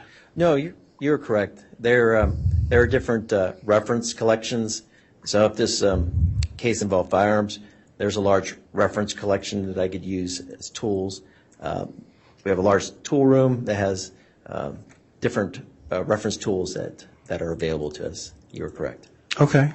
And so in this particular case, when the bones came in and you were given the task of identifying the tool marks, did you go into that vast collection or different collections of tools to see what may have caused these particular traumas or injuries or marks? That's correct. I did. The thing about doing the tool marks, it's not just the tools that you're using, but the surface or media you're testing on. So that is correct. Okay. And so when you're testing on this type of media, you have to know some background, like how many foot-pounds of pressure it would take to cause this particular injury, right? No, you don't have to actually go that far. The efforts are using the tools available, the reference tools, and different media sources to try to replicate those marks. So in situations like that, I'm just taking the tool and I'm trying to replicate whatever type of tool mark that was created using those reference tools as well as the media which I'm testing it on. And so what type of reference tools did you use on this particular case? I used a collection of different types of bladed knives, hatchets, a couple of machetes. It was just a lot of different tools that I used. And so that's where you came to the conclusion that this was either made by a machete, a hatchet, or a knife. I didn't. In the report, I specified they were consistent with. So the injuries, or the tool marks that I saw, the types of tool marks were consistent with those types of tools. I do want to specify too that aside from generating a report and testifying in the report, it's also used as a lead source for law enforcement. So it allows them to actually kind of read over those tools and then in their investigation try to locate any tools that are similar to those, which could be submitted or resubmitted to the laboratory for testing. And so in this particular case, there was testimony that some tools were seized by the FBI, by your agency, and then you indicated on direct examination that none of those tools were actually used in trying to figure out what caused these particular injuries. Is that correct? Your Honor, I'm going to object. Counsel is testifying to facts, not in evidence, and asking for information that I think there's not an adequate foundation for this witness to answer. I'll overrule that objection at this time. So there were tools that were seized. If I could just repeat the question, is that okay? Yes. So there were tools that were seized by the FBI and your agency, and you testified that no tools came to you from any other agency or your own agency to test with this particular these particular bones. Is that right? There were no tools submitted. So the only evidence that was submitted to me were the bones. No tools were actually submitted to the laboratory. Okay. I wasn't aware of any tools. Okay. And did you ask anybody if there were any tools that were seized? No, I did not.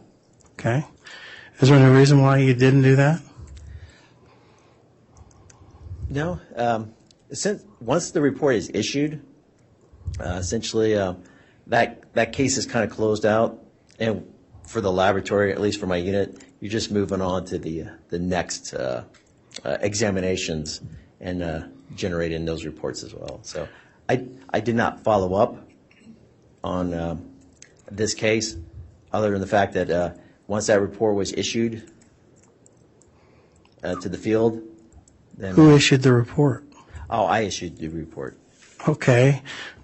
But before you issued the report, you didn't go back and say, hey, in order for me to complete my report, I would like to see some sort of, did you gather anything? You didn't ask any of those questions.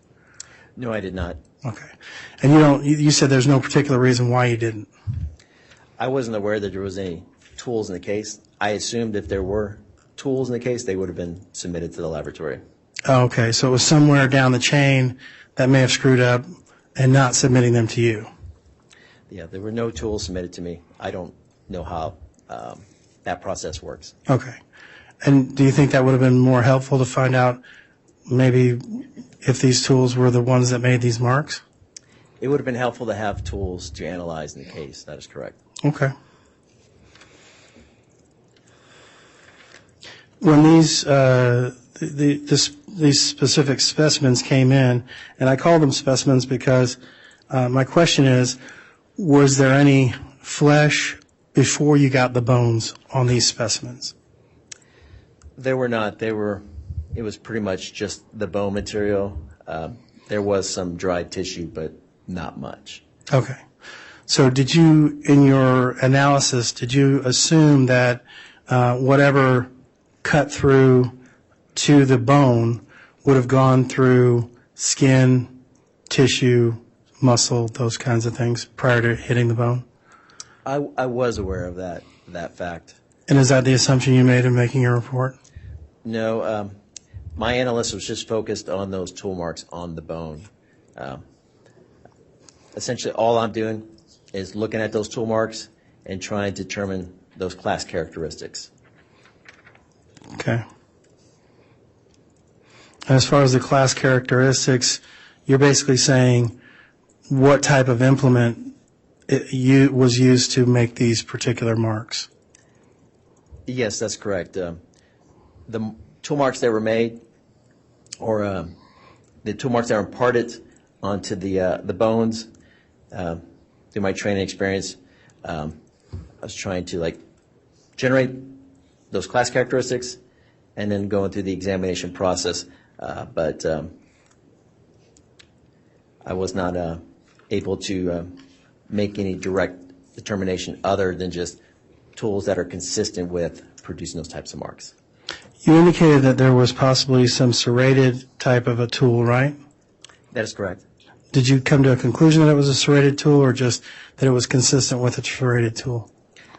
That the tool marks had consistent marks, that the tool marks had marks that were consistent with being produced from a serrated tool. Okay. And with that particular injury with the serrated tool, how far apart were these serrated tool marks? I did not measure those. Okay. Essentially, when they were produced, they were adjacent to each other. Okay. Is there any reason why you didn't measure the width of the teeth on that serrated? During analysis, it wasn't essential. Had there been a tool that came with the case or was submitted with the bones, then yes, those measurements would have been appropriate. Okay.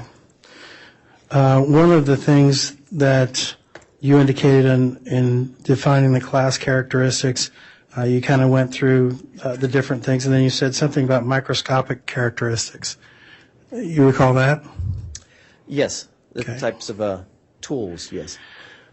Okay. And so did you put these bones under the microscope and look at the tool marks under the microscope?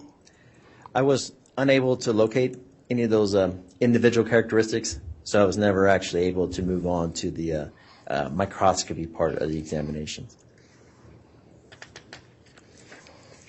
Okay.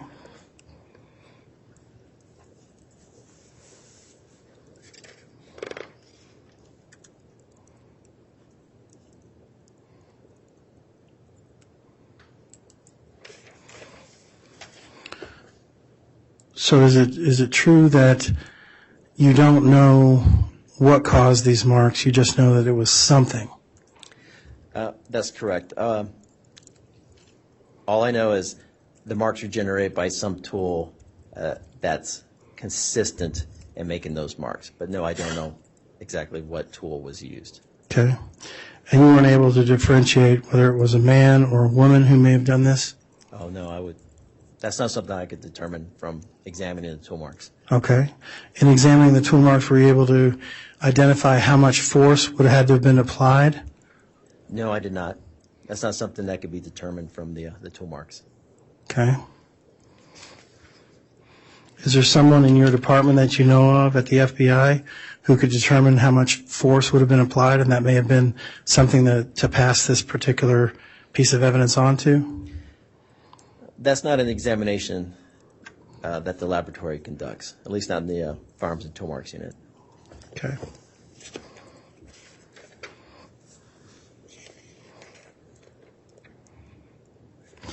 Are you part of the, let me put it this way. Is there any interdepartmental discussions as to where to go from when you're done with yours to what we should do next type thing? That's left essentially up to the case agent. So the case agent for the case, essentially the laboratory, the forensic examinations, that's just kind of one part of the investigative package. Okay.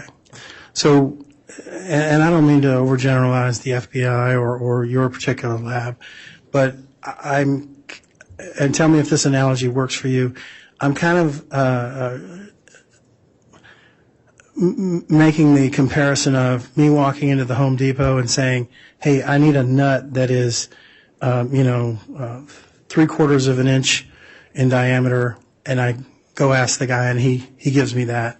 And your lab is that specialized where you are basically, you ask me to do something and I do it, and I don't give you any other further information. Is that where we're at?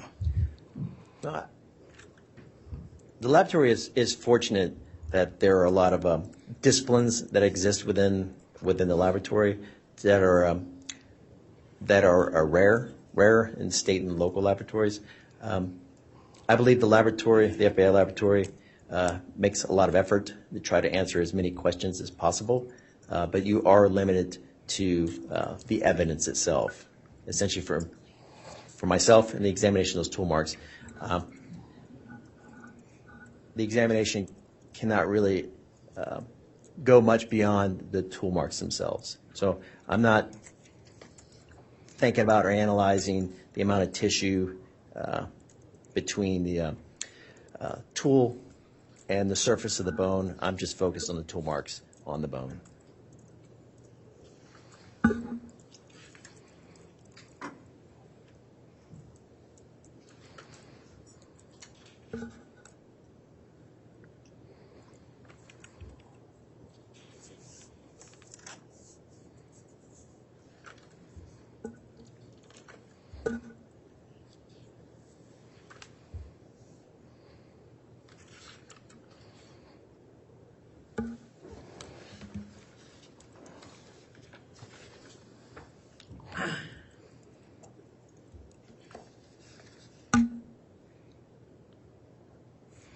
The difference between the stabbing tool marks and the chopping tool marks, because that's basically what we have here. We don't have anything else other than stabbing and chopping, correct?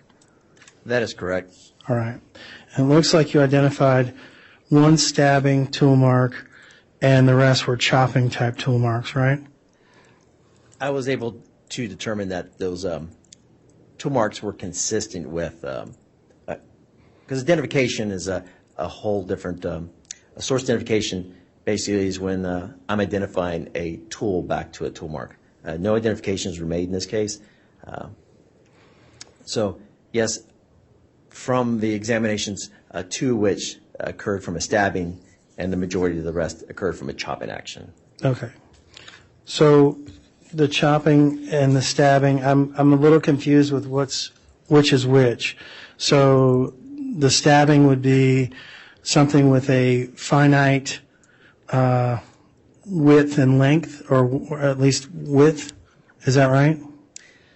Yes. So the energy that's being transferred from the tool to the surface is focused on a very narrow area, where a chopping type action still force is being applied, but that force is being focused over I think I used the term a long axis of the cutting blade.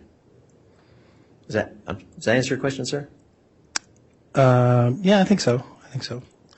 And so would these injuries be consistent with someone who was sophisticated or unsophisticated? Do you know? Oh, I couldn't answer that question. Okay.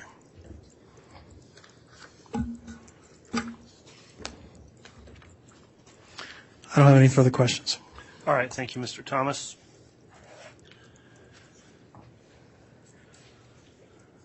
Redirect, Ms. Rawlings.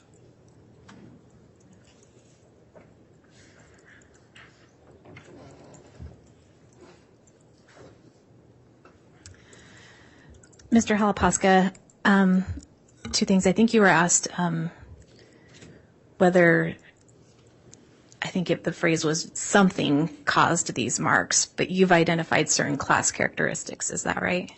Yes, I made determinations on the type of class characteristics that could cause those tool marks, those injuries. And what were those again? You're talking about the tools or the types tools. of? So for the stabbing type action would be a bladed tool like a knife. The chopping type actions, and these are again consistent with a bladed type tool such as a cleaver, a machete, and a hatchet. Okay. And then some of those class characteristics did have serrated or appeared to have serrated teeth on them. All right. And we talked about stabbing, chopping, and I think previously you talked about compression actions. Are those related to chopping actions? They could be. It's just that I wasn't able to garner any class characteristics. So in the situations when I used the term compressive force, I knew that some kind of force was applied to those bones, but there were no class characteristics for me to kind of source populate it, like when I talked about the screwdrivers, the flathead, and the Phillips. I wasn't able to differentiate with those two tool marks or injured areas that had those compressive forces applied to them. And based on the tool marks in this case on the bones, if you had been provided specific tools, would you have been able to utilize them in identifying the marks? I would have been able to make test marks with them, but as you recall, throughout the examination process, I wasn't able to locate any individual characteristics. So I would have been able just to make the same general characteristics terms, basically just, I wouldn't be able to identify the tools back to the bones because the bones didn't have those individual characteristics that would have allowed me to, in order to make those source determinations. I don't have anything further, Your Honor. Thank you. All right, thank you, Ms. Rawlings. That will conclude the testimony of this witness then. Thank you for your appearance. Is the witness excused or released from any subpoena? Yes, he is, Your Honor. Any objection to No that from objection. the defense? Thank you, Mr. Sorry. Thomas. So, Mr. Halapaska, you may be excused, and the bailiff will assist you out. Thank you. Thank you.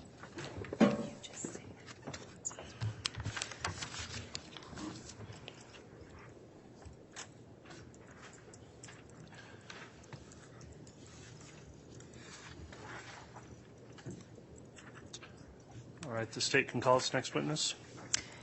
Your Honor, the state will be calling Mr. Cincerbo.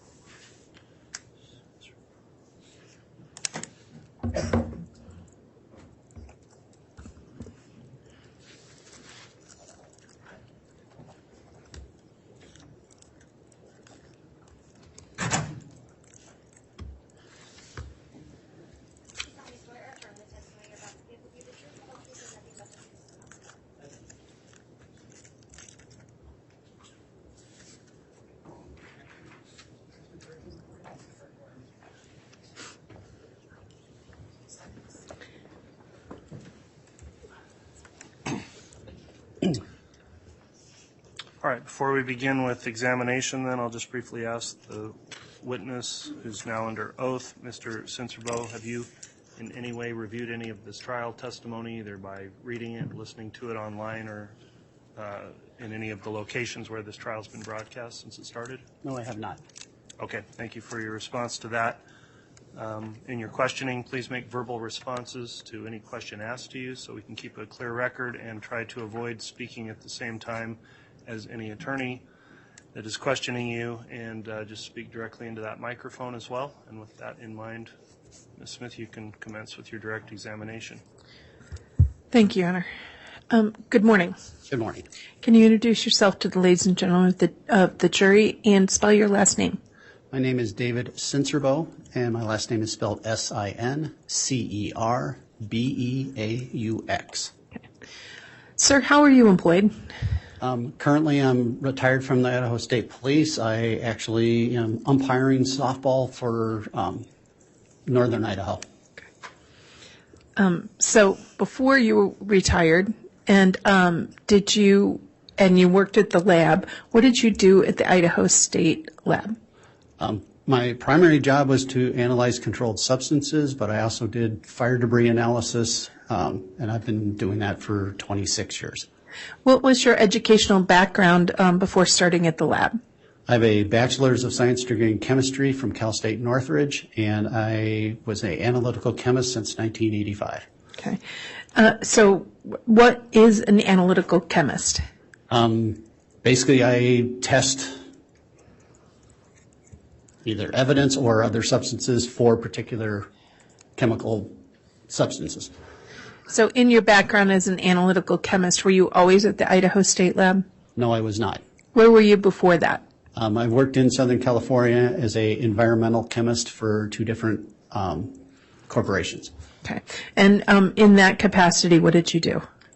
Primarily for that is I was, since it was environmental, I did anything from pesticides, but our main focus was underground storage tanks, so I did a lot of gasoline and diesel, basically stuff from gas stations. Okay. And in your capacity as an analytical chemist throughout your career, have you ever had a chance in your experience to examine fire debris? Yes. What have you done with that?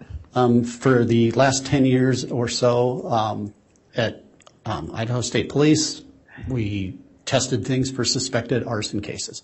Okay. And you also talked about doing a chemical analysis. What do you mean by chemical analysis?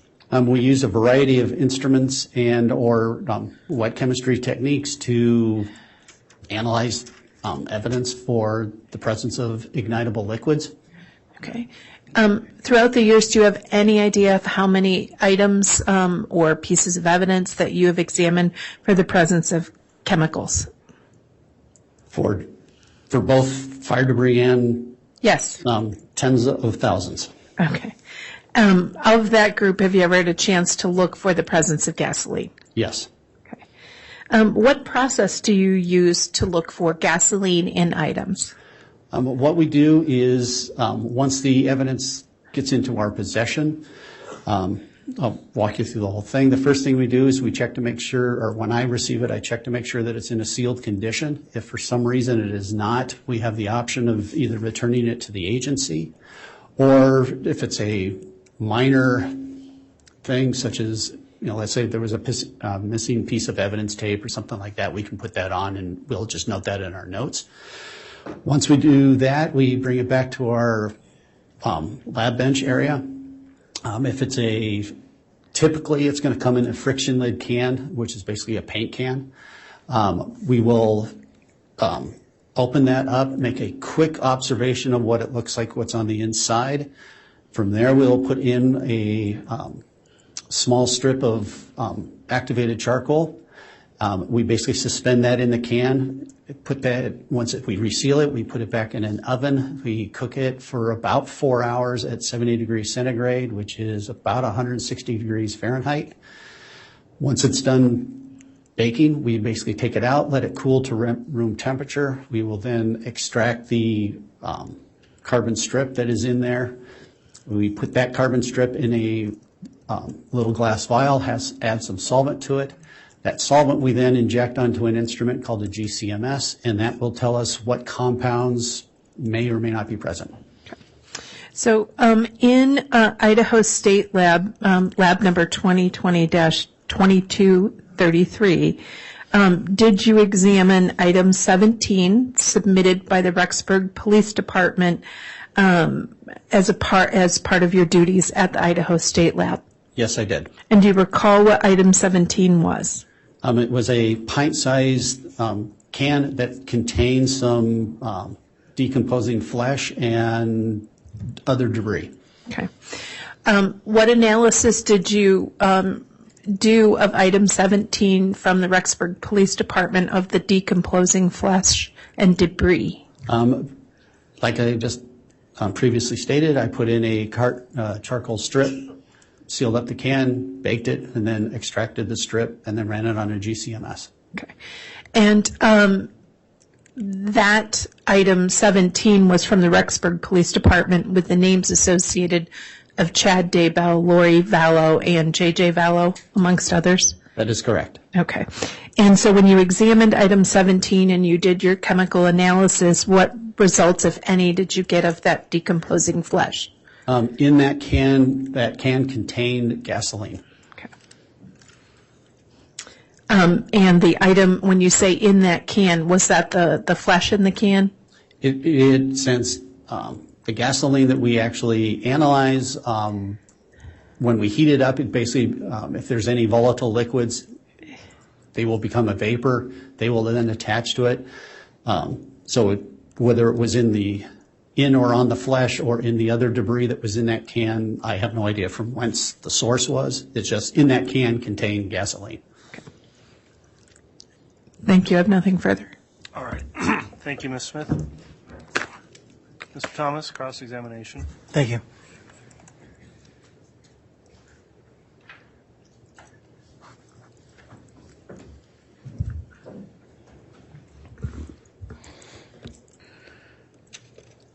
Good morning, Mr. Sensorbaugh. Good morning. You indicate that you are an analytical chemist, That is correct. and you used to work for the ISP, and now you're an umpire? Yes. So your specific task was to see if there was gasoline present in the debris that was sent to you? Basically for any ignitable liquids, gasoline or other. Okay. And other being something like propane or kerosene or something like that? Not so much propane. Propane, since that'd be a gas, but Yeah, it's going to I be paint thinners or basically up to diesel. Okay.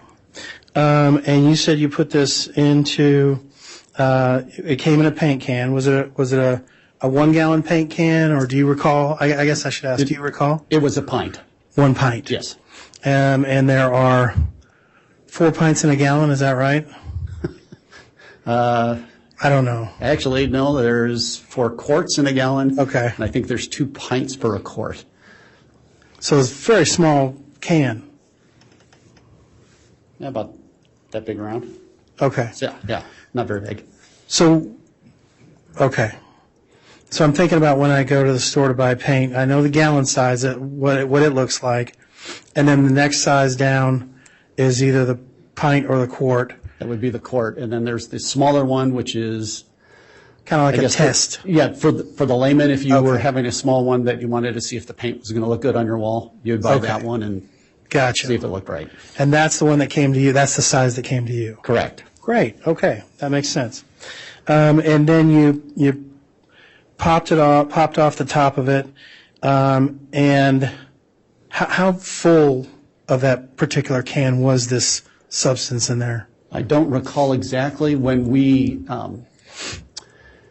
give advice to the people who are actually taking the samples for it, we want at least as much as kind of we can get, but we want to have some head space, so we want it about 3/4 full. And if I vaguely remember, it was probably about half to 3/4 full. Okay. And the prosecutor, Ms. Smith, indicated that it was flesh. I believe she said flesh. Did she say flesh that was in there? Do you recall? I believe so. I mean, All right. I think that's what I put down in my notes, was that and other debris. Okay. And I guess the other debris is what I'm looking for. How much of the other debris was it as opposed to the flesh type thing? I don't recall exactly. Okay. Probably 50-50. Okay. Would be a guess. So 50% dirt and other stuff, and then 50% of the flesh. Correct. All right. And then you put an activated charcoal strip. Correct. And is that, I guess I know what activated charcoal is. It's just like charcoal, right? But what does the strip look like? What are we looking at? To be exact, it's 100 square millimeters. That's basically a small little strip. It's about a half inch, 3/4 inch long, and about a 1/4 inch wide. Okay. And it's a polymer that has the activated charcoal embedded in it. Okay. And is it kind of flexible like a piece of paper, or is it more hard like a piece of wood? More flexible. More flexible. Okay. Sort of like construction paper. And do you like suspend it somehow with a piece of string or something? I don't know how you do that. How do you do that? What we actually use is Christmas tree ornaments, hangers, and we basically just stick it through and then bend it and put it into the lip of the can and then put the lid on and it basically suspends on one end of the hanger. Okay. But you don't want it to touch the actual substance that's in there, right? You try not to. Try not to touch it. Okay. And then you said you put it in a GCMS. For the layperson, that is a gas chromatograph mass spectrometer. Is that right? That is correct. All right. And that you're just putting a little charcoal strip in there, right? We actually put the solvent. We take the charcoal strip, put that in a glass vial, add some solvent, which it happens to be solvent called carbon disulfide. We will put that. Okay. And then we put the charcoal strip in there, and then we add a solvent, which is carbon disulfide. All right. And so, and that solvent is how much of that solvent goes into the GCMS? In the actual GCMS, we inject 1 microliter. Okay. And so if that were in a syringe, how much of what would it look like to a layperson like somebody on the jury? What would that look like? It's not a lot. If you had a drop of water, it's probably about 1/10 of a drop of water. Okay. And so does that go on a slide, like a glass slide? No. I'll explain really briefly what a GCMS and how it works. Sure. The GCMS, the gas chromatograph, is a fancy temperature-controlled oven that has a column that's on the inside. What happens is when we inject that small amount of liquid, it hits an injection port that is at about 280 degrees centigrade, which basically flashes it and makes it a vapor. That vapor is then swept along through that column, and then it will separate out organic molecules primarily by molecular weight, meaning small, lightweight ones come through faster, heavier ones take more time. Once it has done that separation, it then goes into the mass spectrometer, which is a detector, which takes that organic molecule, hits it with a bunch of electrons, it basically fragments it, and we collect the fragmentation, we get a pattern. We compare that pattern to known standards, and that's how we make our identification. In the case of gasoline, we are looking for a wide variety of compounds that are indicative of gasoline, and if they're present, we compare that to our known set of standards, and that's how we make our identification. Okay. And isn't it true that you can actually tell which particular companies are producing this particular type of gas? No. You can't. Some people in our field will claim they can do that. I do not believe that ISP or realistically anyone else has that ability. We don't perform that at ISP. Just to me, I think it's unreliable. Okay. So you weren't able to identify any specific detergents that might be associated with Chevron or any type of compounds that Shell says that we have this particular compound in our gasoline. And for ISP, no, we do not. Okay. And so the bottom line is you found gasoline in that debris and or flesh, right? That is correct. Okay. You weren't able to quantify how much gasoline based on an extrapolation formula or something like that? No, it had all of the components of gasoline. Okay. So it could have been anywhere between just a little bit to a whole bunch. Correct. I mean, Okay. it's basically enough for me to detect that there was gasoline present. All right. Thank you. No further questions. All right, thank you, Mr. Thomas. And there's no redirect, Your Honor. May this witness be excused? Any objection to excusing the witness? No, Your Honor. All right, thank you for your appearance. Mr. Cincerbo, you can be excused, and thank you for your testimony. The bailiff will assist you out of the courtroom.